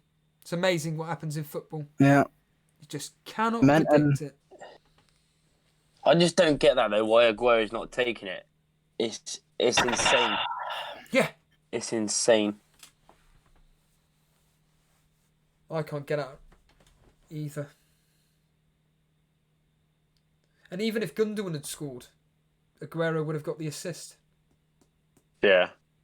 I mean, the only other team that I can think of in the Prem that centre midfielders take penalties is Mark Noble, and he's like one of the best penalty takers going. But apart from that, every other team like lets their striker take it. Well, according to Vish, I think Crystal Palace as well. That. I'm Palace. Sorry, Miljevic. Well, according to Vish, because Lloris saved an Aguero penalty the last time, I mean, that's why he gave it to Gundogan. Oh, I know he saved it in the Champions League, the first leg away when Aguero missed. Yeah, How is Aguero scared of any goalkeeper? yeah, I know, it's crazy.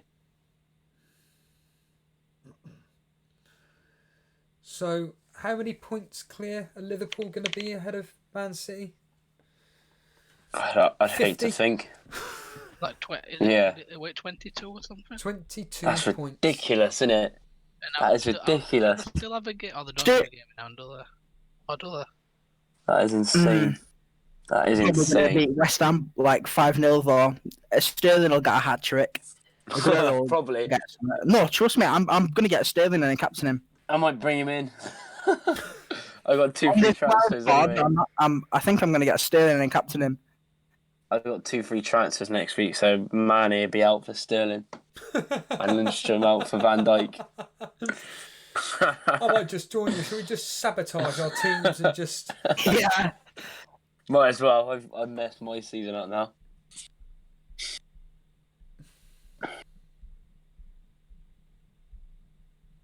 This has just been an absolute disaster.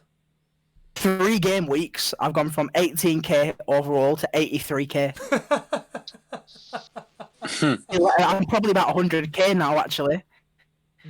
Yeah, After I've this gone, game. I'd love to be 100k, me. I've gone from 44k to 108k in 2 weeks.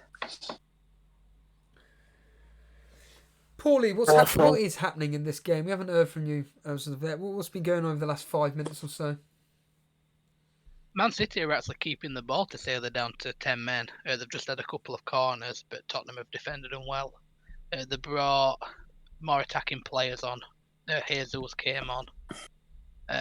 So I think they're not going to hold back now, either. They're going to go for it and try and get something out. Why did Aguero come off? Don't know. Why did Aguero come off? Like, was there a reason for Well, it? 'Cause of the red resting him for card. West Ham, wasn't he? Red card. Yeah, well, straight after the red card, they put a defensive player on. Yeah, red card. That's why. Ah. Just And he was unlucky. carrying a slight injury, wasn't he, Aguero? Limping. Only from the. But surely you'd tackle keep that your happened. striker on and play almost like a 4-1 That's what I was thinking. formation. So he might be injured then, you know? That's what I'm thinking. He might have a slight injury. Do you reckon? Possibly. Yeah. I don't know. I really don't. it didn't sound like he had any. What about you, Paulie? What are your thoughts on? It were limping from the first penalty, but If he's come back on in the second half, then you'd think that he'd be okay. yeah. FPL Boona making the point, probably just not risking him with his injury and fitness record. Yeah. West Ham next. They've got City away, Liverpool away. Oh my! So you know what that means? That means bring in Snodgrass and captain him. That's how FPL works nowadays. Actually, the captain You him don't, this you, week. don't, you don't go with the fixture. You don't go with the form. You go with absolute randomness, and it pays off. Just imagine if you captain Snodgrass this week, 36 points. Oh yeah, I seen someone on Twitter with Lacazette captain and someone vice captain Snodgrass. I swear to God. Yeah, I know. FPL in free. I don't know if you've seen it. She's got Snodgrass first bench, and he's not coming on. Oh, what? Who did she bench him for? Well, she had played Traore against United. I would have played Snodgrass. Yeah, I would have as well. Imagine that, 18 points and Snodgrass on your bench, not coming on. Snodgrass, 18-pointer. Crazy. Oh my God. Paulie, Kevin De Bruyne coming close.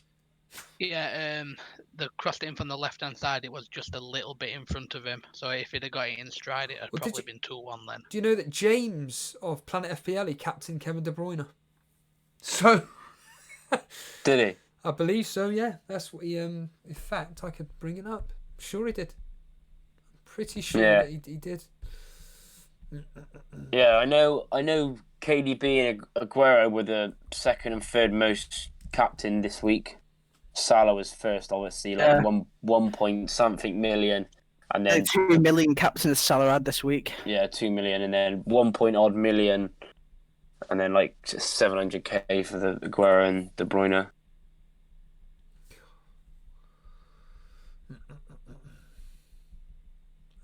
Where is this?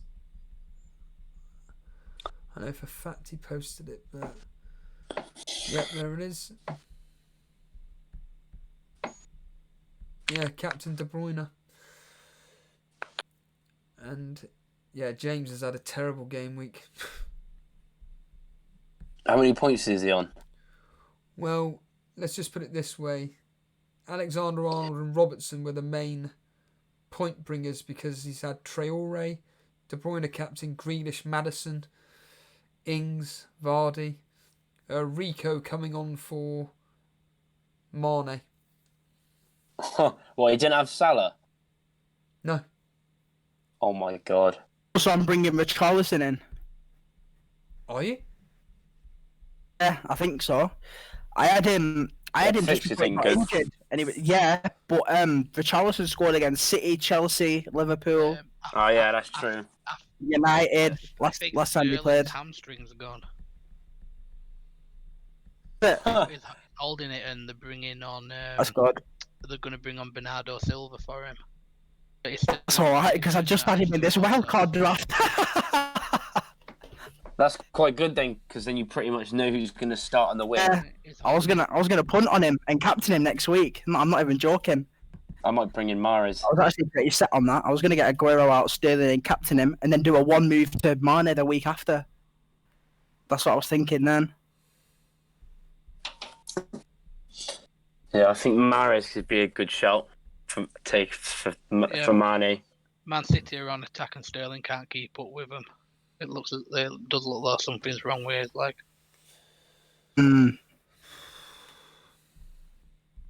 it's still on though. It's not gone off yet.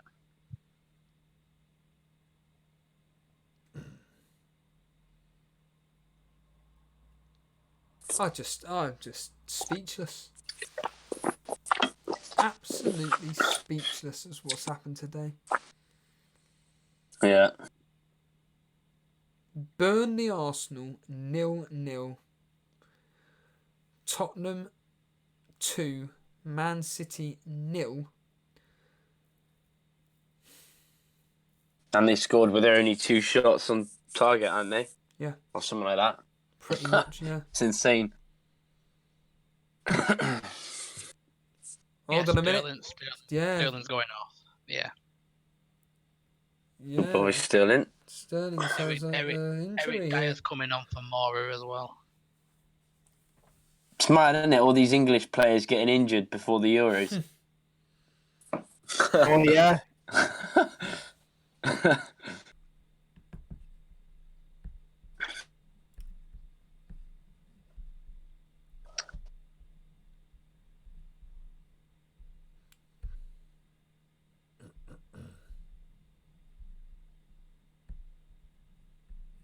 Just extraordinary. Yeah, it's not looking comfy at all walking around pitch, Sterling. How long is left of this game, Paulie? There's 7 minutes and then added time. So I'd say about 10 minutes left. There should be about 4 or 5 minutes added after that shambles in the first half. Yeah. And Dombley's actually down injured again at a minute, so there might be even more now. Injured again and on belly. Yeah, it's just shot his shoulder to his head. He's down on his face.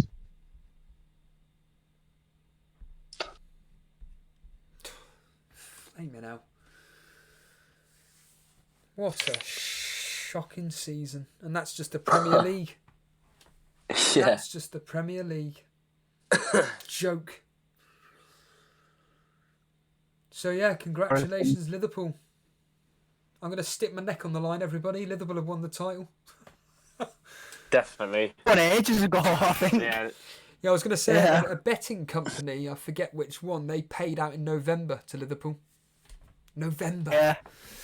That's a question from James. Is Tanganga nailed? What do you reckon, Charlie?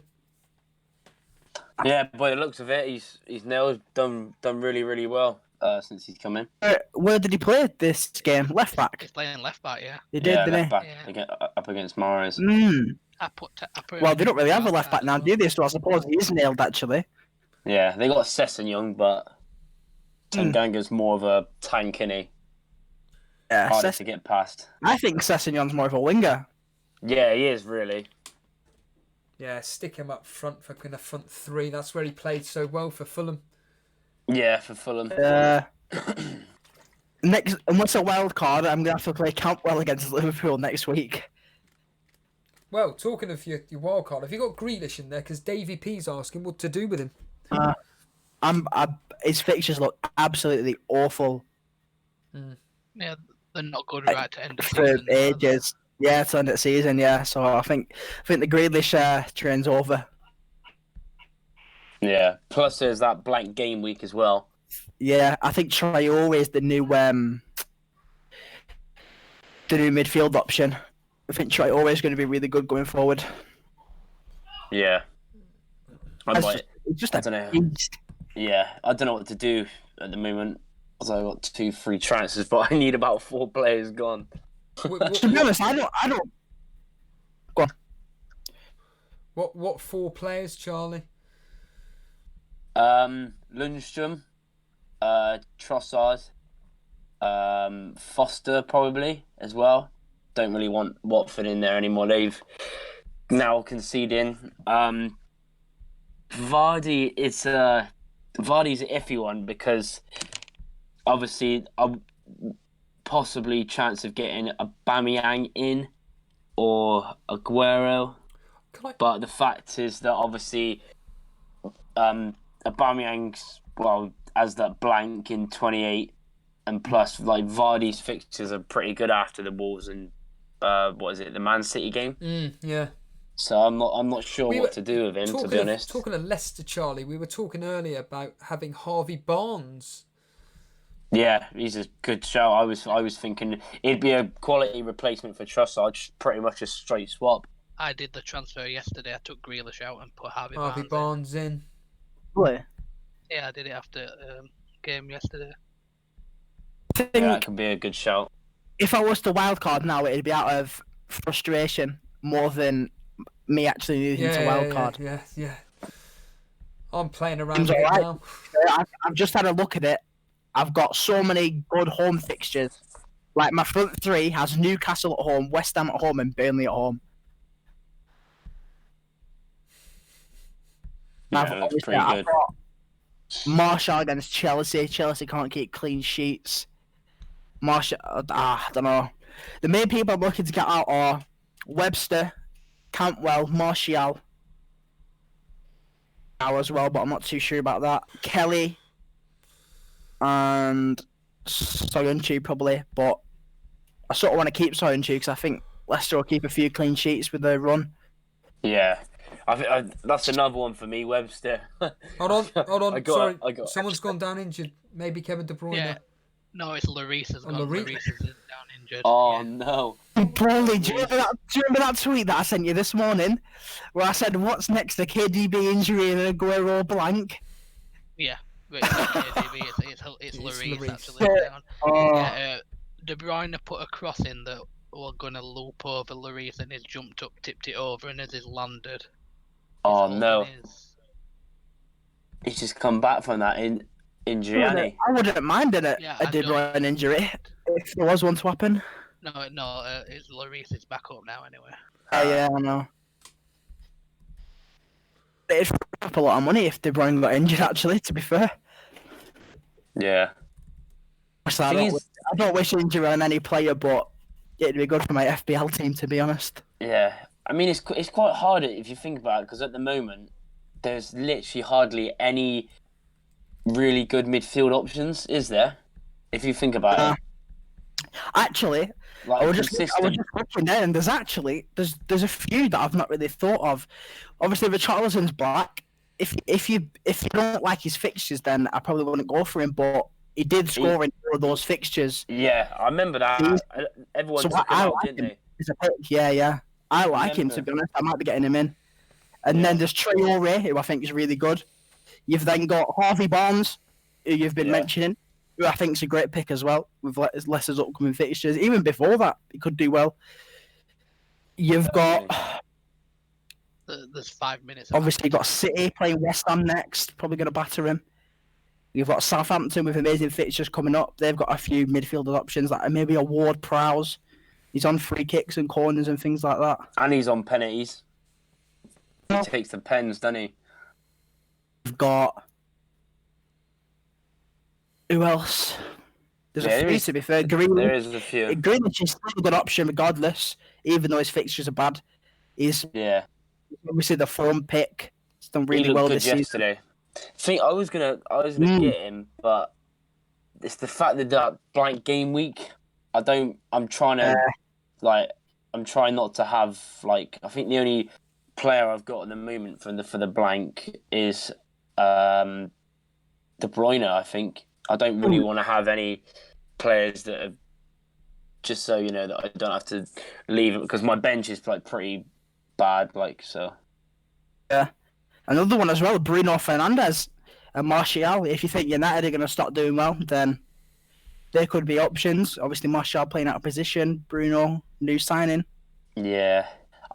Martial's an annoying one because he's had a lot of good chances over the past couple of games. He's just not on finishing. I've had him for those games as well. As soon as I get him in, he starts blanking. It's just massive. My last few game weeks for me personally have been so bad. Yeah. I rolls every week to Yeah, I've had 2 bad weeks. I'm quite surprised that this week I forgot to I didn't do my transfers this week. I still got 52, 53 with Salah vice captain because I had Mane captain. But yeah. What's your guys' thoughts on Sheffield United defenders? I was going to triple up, but I don't think I am now because Lundstrom's going to be out. And there's actually a lot of defensive options. You've got Southampton, amazing fixtures, good defensively. You've got Newcastle, amazing fixtures, good at home defensively. Could nick a clean sheet away from home. Obviously, you've got Sheffield United with their fixtures. You've got double Liverpool if you still want to go down that route. Everyone's got Trent, so that's already a defensive option filled in. There's quite a lot, to be fair. So I don't think I'm going to triple up, but Yeah. I wouldn't advise anyone not to triple up if someone was going to. I mean, I think they're good, but definitely a it's double the. I was thinking of getting Henderson, but it's the fact that they blank in 28 and then he blanks in 31 because they got Man United. Yeah. I've had Henderson and Pope together as a goalkeeping double for about 12 game weeks, I think, and they've been really good for me. So I think I'm just going to continue with them for now. Yeah, I think Egan's a good pick. Yeah, if you don't have Henderson, I wouldn't bring him in, to be honest. Yeah. Goalkeeping transfers aren't really worth it, in my opinion. Even though I've done a few this season, but I don't think they pay off as much. I think Egan and like one of the fullbacks, Baldock or Stevens, is the ideal double up. Yeah, definitely. Was that Ender Stevens or Stevens from Southampton? Ender Ender Sheffield Stevens. United double up we're on about. Yeah, he's quality. Although I do like Stevens from Southampton, to be honest. He was on my wildcard draft I was doing then. I really do like him. I wish I played him in that double game week. Yeah. He's What got do you my think first about bench. me doing a -4 to take out Webster? Well, it's taken out defenders, but we had Yeah. someone yesterday. They brought in Lascelles for a -4 and it paid off. Honestly, I was gonna do that, but I don't. Obviously, they got Spurs now, and they're not gonna. I doubt they're gonna keep a clean sheet there. I am gonna get Lascelles in though, regardless, for the future. It'd probably be a -4 Webster to Jack Stevens from Southampton, or even Walker Peters, maybe. I don't know how good his assist potential is though. I remember there was one game I think it was last season, I think it was last season against Bournemouth at home. Sorry to interject, Charlie. Paulie, what happened there with Bernardo Silva? Bernardo Silva crossed it and Davinson Sanchez headed it onto his own crossbar. And it's going out for a Man City throw-in on the near side. That's it. Yeah, it is full time. Yeah, It's full time. Wow. Just incredible. Absolutely. Current bonus points: Lloris is on 3, Bergwijn's on 2, and Sanchez is on 1 at the minute. Paulie, give us your overall thoughts on that extraordinary game. Yeah, well, one of them, just like the Man United game the other night. I'm not sure how Man City hadn't scored in the first half an hour, and then it all went weird with the penalty decision that it took them 2 minutes to come to the conclusion that it were actually a penalty. Penalty saved, and then we had the debate whether it should have been a second penalty or a red card. And then after that, it was the red card, I think, killed the game, because I didn't see how Man City weren't going to win if they had 11 men on the pitch. Yeah, and of course, from an FPL... Aguero, go the first sub being Aguero off for a defensive player. Is that due to an injury, or is that just him resting now? Sterling went off injured. Is that going to be long or short term? They've just got trouble finding finishing product, haven't they, recently? Yeah. And as we discussed earlier, I just don't understand a team of Manchester City's quality, especially strikers like Aguero, people like Sterling, etc.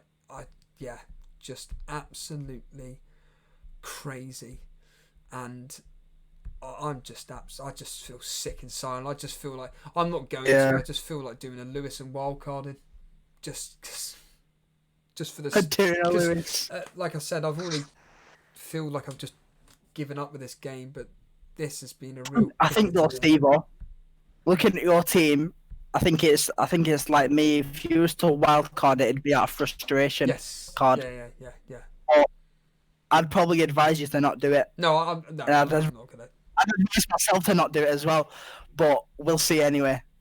I can't see myself doing it, but it's one of those. Once this stream ends, I will not care. I won't be looking at anything to do with fantasy football whatsoever. I'll just be it's the usual thing. Give it a break until the next time essentially I stream, because the only time I really focus on fantasy football is now, and I just cannot believe after today's events what has happened.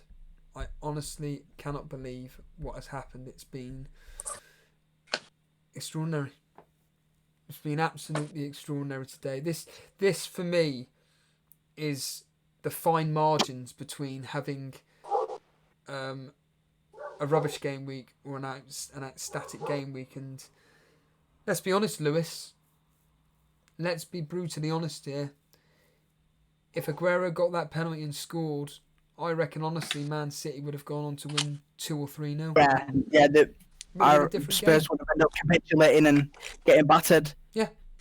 But that's just how it goes. As soon as I knew for a fact, as soon as that penalty save happened, Tottenham would have momentum and City were going to struggle. I knew it. That's why I was annoyed that Gundogan was taking it. Yeah, and it's whatever. Today, like you said, it's like with anything when it comes to betting, or you just cannot predict what happens in football. And for people like us that took that calculated risk on Aguero doing really well versus Tottenham, honestly, if he could have just finished some of his poorly, were his opportunities that good, or are we just hyping him up too much? Because he hit the post, didn't he, from a good Lloris save? The one that hit the post, it hit Lloris's studs at the bottom of his boot and hit the post. He had that chance that he had about 2 yards out. He snapped at it and it hit the side netting. I think if he'd have carried on, he would have scored today, Aguero. If he'd have took the penalty, I think he'd have scored it as well. Yeah. Then he would have got more, I think, after that if they did. It's all about momentum football. As soon as something like that happens, it's like a switch in the game. Yeah, definitely. Both teams just start playing completely different. It's like the mentality changes. If something big like that happens in a game. That's why penalties are so important, and City just needs to get their act together. Yeah, Charlie, your thoughts from a real life perspective, what this is going to do to Man City as a team? Do you reckon it's going to knock their confidence? Do you reckon it's going to be a reset button? Is it a case of now we really will have to concentrate on the Champions League? What do you think? Yeah, they've pretty much been like it all season, haven't they? They've had like a little good run, and then they come, they go and lose a game, and like obviously the last month or so, or even more probably, they just haven't been taking their chances, have they? I think I could really dent them, especially when they come. I think they should just focus on Champions League, because Premier League, like you said, was gone ages ago anyway. But today you just summed it up that without the finishing ability, they're not able to get a goal, or because they should have won. Let's face it, they should have won comfortably, but if you don't take your chances, you don't win. If you can't take your chance against Tottenham, Man United, how are you going to take your chances? Yeah, Real Madrid? Yeah, exactly. It's going to be tough. It's going to be tough, definitely. It's like Manchester Red says, let City concentrate on the Champions League. They will get ripped apart. They're just not good enough. You're completely right. And I'll ask again, do you think this is Pep Guardiola's last season at Man City? I don't know. Probably. Could be. I mean, I don't know who else they get in, but it could be. I think Pep will leave rather than, obviously, Pep. You can't sack Pep. I think Pep will end up leaving for a different club. I think apparently he's already expressed his desire to move on. Apparently, I seen that in a press conference. Oh yeah, Dan. On Twitter. Sorry. I was just going to say, Dan, you're live on the show. We've just got Lewis and Charlie and myself talking about the fact that this is probably, could be Pep Guardiola's last season in charge after this. Let's be honest here, latest setback. Your thoughts? Yeah, well, he was talking about, obviously, if he doesn't win the Champions League, that it'll be viewed as a failure. And he referred to the final stage.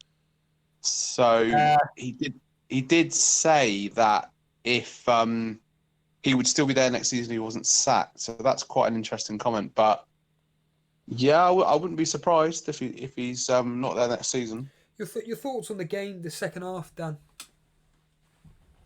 Yeah, it was quite bad tempered, wasn't it? Really. I know it's a cliche, but obviously the sending off changed the game, and it was a brilliant goal for the opener. And yeah, I suppose you could say Spurs were quite well organised in the first half, but Man City did miss quite a few opportunities as well. They're going to look back on and think, that's what we asked just a minute ago. Do you think that if the penalty had gone in, Man City would have just gone on to win? Oh yeah, I mean, even just like looking at the stats, I'm just looking at them now. Obviously, Tottenham had 3 shots, 2 went in, and Man City had 18 shots. Obviously 5 on target, but yeah, I think it would have been a different game. But as I say, these sort of matches hinge on these little things, and it was a sending off, and yeah, Tottenham got the win, and Mahrez blanked, De Bruyne blanked, so. Just another brilliant game week for me. Of course, Bergwijn scoring on his debut. He went off with cramp and everything. What did you think of his debut? Yeah, I thought he looked quite. Well, I mean, obviously it's a brilliant goal and looked quite tricky as well on the wing. Sort of give Otamendi a bit of a dizzy spell at one point. So yeah, he's adjusting to the team, but at the end of the day, he's made an instant impact. So. Could be an interesting one to potentially get in. Paulie, a statement that I'd like to hear your thoughts on. Roman Jarvis saying he's had Aguero since the Villa game, and on my returns was mad, but since then the fixtures are turning and it's Man City. They should be fixture proof, but I'm not sure the consistency is there anymore. I completely agree with that point of view, Paulie. Were me and Lewis stupid bringing in Aguero with hindsight now, Paulie? I don't think you're ever stupid bringing in Aguero, though, are you? He's one of them players who could easily make it worthwhile and get you double digits. To add to it's that, just the consistency of the full team, isn't it? That's like hampered his performance as well, especially today. To add to that, do you think that Aguero should be just a player that if you are going to bring him in, you never sell, just stick him and leave him? Yeah, I think he's one of them players who, once you've got him, and keep him in. But obviously, other people have different opinions, don't they? But that's just mine. I think it's too good to not. I think he's going to get benched against West Ham now, though, because I think Madrid have got their City have got their Champions League game shortly after. Yeah, and if it is injury related as well, which I don't know if it is, but that might mean another thing. Oh, I've had enough of all these City assets, to be honest. It's going to get even worse now. A few weeks captained him. I've had Aguero now. I've captained him, both for hits as well, which makes it 10 times worse. Yeah, awful. What do you think, Dan, on this situation? Should we even own Aguero, or if we do own Aguero, just keep him in forever? Is he going to start against West Ham? Is he not? Your thoughts? It's annoying for me personally. I've got a double up on the midfield, De Bruyne and Mahrez, so I'm a bit worried now hearing about that Champions League game, because let's face it, obviously, like Man City are going to get top 4. They're not going to win the league, obviously. Champions League, they've got to win it. They're playing West Ham at home. No disrespect, but they can afford to rotate and rest players. So I think the fact that Aguero came off relatively early, I know there was a sending off, but I think he was correct me if I'm wrong here, guys, but wasn't he making that already before the sending off of Zinchenko? It was. And can I just add, sorry, no, there's no risk of the Champions League game, actually. I just checked. They play West Ham on the 9th of February, and they play Real Madrid on the 26th, so it shouldn't be an issue, really. Right. That wouldn't be an issue then. Yeah, the thing with the red card where it was Jesus that was actually ready to come on. Didn't know who for, and then it was Cancelo that actually came on before. I think he would have put Jesus on with Aguero. I think he would have taken off Mahrez or Spurs. I was thinking he would have took off one of the attacking midfielders. Yeah, that's what my thought process was at the time. I wouldn't have thought taking Aguero off, especially when they've built up such a good partnership as well. Yeah, played well together, haven't they? Recently, we never thought that we'd see two strikers though together in a Man City team, but they started doing it recently. Dan, You know what? as an England fan, are you concerned with Sterling's form at City? Definitely. Yeah, I'm hoping he's saving it all up for the summer. I mean, I couldn't care less about Man City, so I just hope that, in the summer he's just going to be like full of rage and like going on a rampage. But he looks short of confidence and he looks like he's getting frustrated a lot. And I mean, he's got a good game against West Ham to kind of like get back on form, but it's just not been on it like this season, apart from the start. You know what though? This is why so many people, including myself, I tried to anyway, like stayed away from Aguero, because if you get a game like this where he blanks, you're not even fully confident he's going to play the next one. So you can't even get your return back from the game week before. So it's such a dodgy situation to be in, especially because they got the blank 28 now as well. Steve-O, what are you planning to do with Aguero? Well, let's just put. Well, when it comes to game week 28, he'll be gone by that point. Yeah. I think I'm gonna be just. I can't remember that saying. Just punishing myself. What's that? The nature of insanity. It's just repeating the same thing over and over again, and expecting a different outcome or something. No. You've got West Ham, like you said, next. And it's at the Etihad. I mean, you mentioned 5-0. You'd like to think they score a minimum of 4. They're away at Leicester. Leicester's form of late is absolutely shocking. And then it's a blank. And I'll probably be getting rid of him then. I'm probably just going to keep him. I'm just going to stick with him for 2 weeks. Yeah. I've got to. And It's like I keep saying to you, Dan, there's no point in sabotaging your team for the sake of sabotaging it. There's no point in like Lewis is doing wild carding and everything. It's sorry, I've been sabotaging my team every week for the last 6 game weeks. I didn't realise that wasn't my best game. I've been panicking at 11:20 yesterday, like thinking, God, get Mahrez in. I think Mahrez seemed like a good choice at the time. He's been playing so well, but. Yeah, I don't know. He just hasn't been doing anything as of late, and just very, very frustrating indeed. From a real life perspective, Dan, obviously now Liverpool, let's be honest, have won the title and everything. Do you expect them to go unbeaten? Yeah, I'm quite worried that they will go unbeaten. Actually, I mean, I'm looking at the fixtures now. The next 4 is just like it's party time for Liverpool, I think. And then they got the Merseyside derby. I mean, they could win the league then. Actually, they've got Man City away. They'll win that.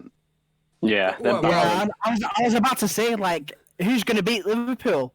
Man City. They just got battered by Spurs. So, well, I mean, you're saying they got battered by Spurs. I mean, they had 10 men. I mean, I think all I'm trying to say is, like, if there's any game that Liverpool will lose, it could be City game, yeah. City. But maybe I know what you mean. Arsenal. True, Arsenal defending the record. You never know. It's just pathetic now that we're having to, like, that game's going to be, like, all about us trying to defend the record from, like, No, do you know what though? Do you know what'll happen? They'll go unbeaten. They'll play the last game Newcastle away, and Newcastle will beat it. That'd be funny. Roll 1-0. Could happen. It could happen. I mean, you never know. Tim, But no, Dan, you think that they're gonna be invincible, and just.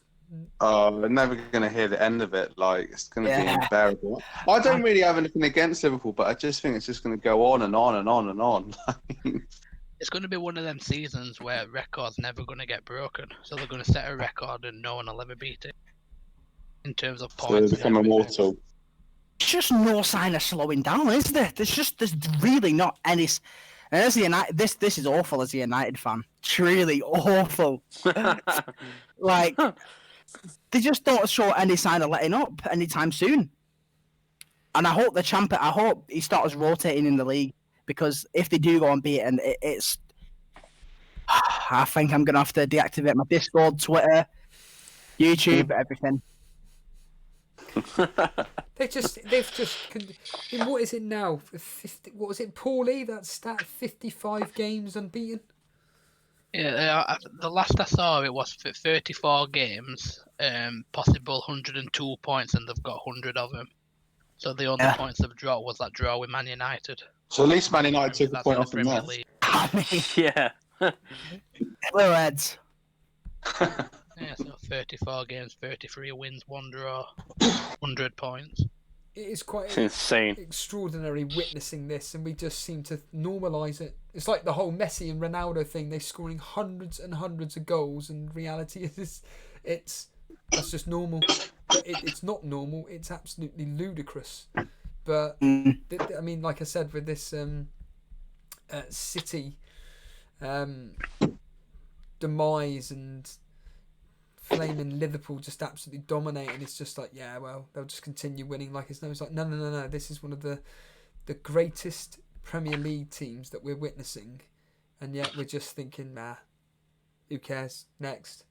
It's just so bizarre. It's just so bizarre. I mean, Southampton did get at them in the first half, though. They did have some chances, and They had a lot of good chances, Southampton. Yeah, so maybe it's just teams should just be like, solid, just go for it, because there have been some games, like away to Villa, I mean, even away to Spurs, like, there have been teams that have had really good chances and just not taken them. Liverpool have, like, done that classic thing of winning games when they're not playing their best. You know what's even scarier now? I think Liverpool's got the fear factor now. I think pretty much every team in the league is now scared of Liverpool, and I think that's the worst thing like about Man it. United back in the day, you know. Every time you played him, you just knew that you were never going to win. Yeah, I think that's what people are thinking against Liverpool now. Like Southampton, they played really good in the first half, and then they just capitulated. And I think it's a mental thing. I don't think teams actually think they can beat this Liverpool team. I completely agree with you. And when you've got that mentality, you know, it's the same with their defence. You know, apparently they haven't been playing that particularly well, but they still don't concede. Yeah. And yeah, absolutely nuts. Right, I think I'm going to call it an evening there. That's been a wonderful, wonderful stream, so to speak. Charlie, it's the usual thing. You got any final words before we let you go? Just insane, really, just to sum up that game. Yeah. Yeah, it's crazy, to be honest. I'm mind blown. Yeah. But yeah, cheers for having me on again. No, thank you, Charlie, for coming Appreciate on. that. Cheers, dude. Cheers, mate. Take it See easy. you later. Dan, same for you, mate. Any final thoughts? Anything you want to say? Well, just glad I captained Salah. I'm sure the Spurs will be releasing their DVD of this amazing victory tonight, available to buy on Amazon. Other retailers are available. And I'm just going to watch a good film on Netflix and try and forget about FPL again. Cheers, guys. Cheers, Dan. Cheers. Paulie, as our correspondent today, really do appreciate you covering the game. And I've got to say, you do keep on top of things. You know the players inside out. Very quick with it. What's going on? Final thoughts on today's match? Yeah, just this game week as a whole, it's been a weird one, hasn't it? So apart from Salah and Son scoring today, none of the big hitters we would expect to do well have actually done anything. But from an FPL point of view, well, my team's actually done all right this week. So the wildcard did actually pay off. How many did Apart from points in the end? apart from Zaha, yeah. How many points in the end did you get, Paulie? I've ended up with 72. Well done. And you're going up to what, 400,000? Yeah, I went up from about 6.5 up to about 410k. So quite a big jump. Well done. We will see you the next time we're on. Yep, you will. Just for having me. See you later. Cheers, dude. Paul. And finally, Lewis, final thoughts before we close off. I just want to warn people: stay away from Man City. Don't be doubling. God forbid, even tripling up. Stay with your KDB. Stay with your Salah captain. Do not be bringing in Sterling or Aguero or any of them. Just please stay away for your own sake. Well, okay. I did not. Before you go, what would you say to people like me and you that own City assets? Keep them or get them gone? It depends who you have and don't have, obviously. But I think you're going to have to keep him for the West Ham game just because of the potential for him to absolutely get a monster haul. I don't think it'd be wise getting him out. But if you get any news that one of them's not going to play, then yeah, 100% ship him out. Awful fixtures and a blank. So there's not much going for City at the moment. No, there really isn't. Cheers, Lewis. See you later. Well, mate, see you later. There's Lewis there. And yes, thank you to everybody that's joined us for, as it's up on screen right now, Tottenham beating Man City 2-0. It could have been so different if the penalty had been scored. I really truly mean that. I really do think that penalty miss, Lloris saving the penalty, I really do think it changed the game, to be honest with you, because then I just think it all got a bit out of hand. And yeah, captain fail again. So essentially, as I always say, the only advice I'll be giving you is whoever I captain, just go the opposite, because you're going to come out on top. On that note, I have no idea when I'll be doing the preview stream next, because I've got quite a busy week ahead. The easiest way to find out when I am going to be doing the next live stream, specifically previewing Gameweek 26, just follow us on Twitter, and of course being part of the Discord group. That's where you'll get immediate knowledge of when the preview is. And I also started posting on the YouTube channel itself just the status update regarding when we're going live. So I'd highly recommend looking out for that. Other than that, it's the usual malarkey. If you've enjoyed the show, just the easiest way to show support is by hitting the like button. Other than that, all I can say is well done to anybody that had Son, or if you did have the cojones to bring in the Tottenham new boy, Burge, whatever his name is, Bertie Bassett. Bertie. If anybody's been bought in Bertie, congratulations to you. But yeah, what another terrible game week. Other than that, have a good evening, guys, and yeah, see you sometime next week.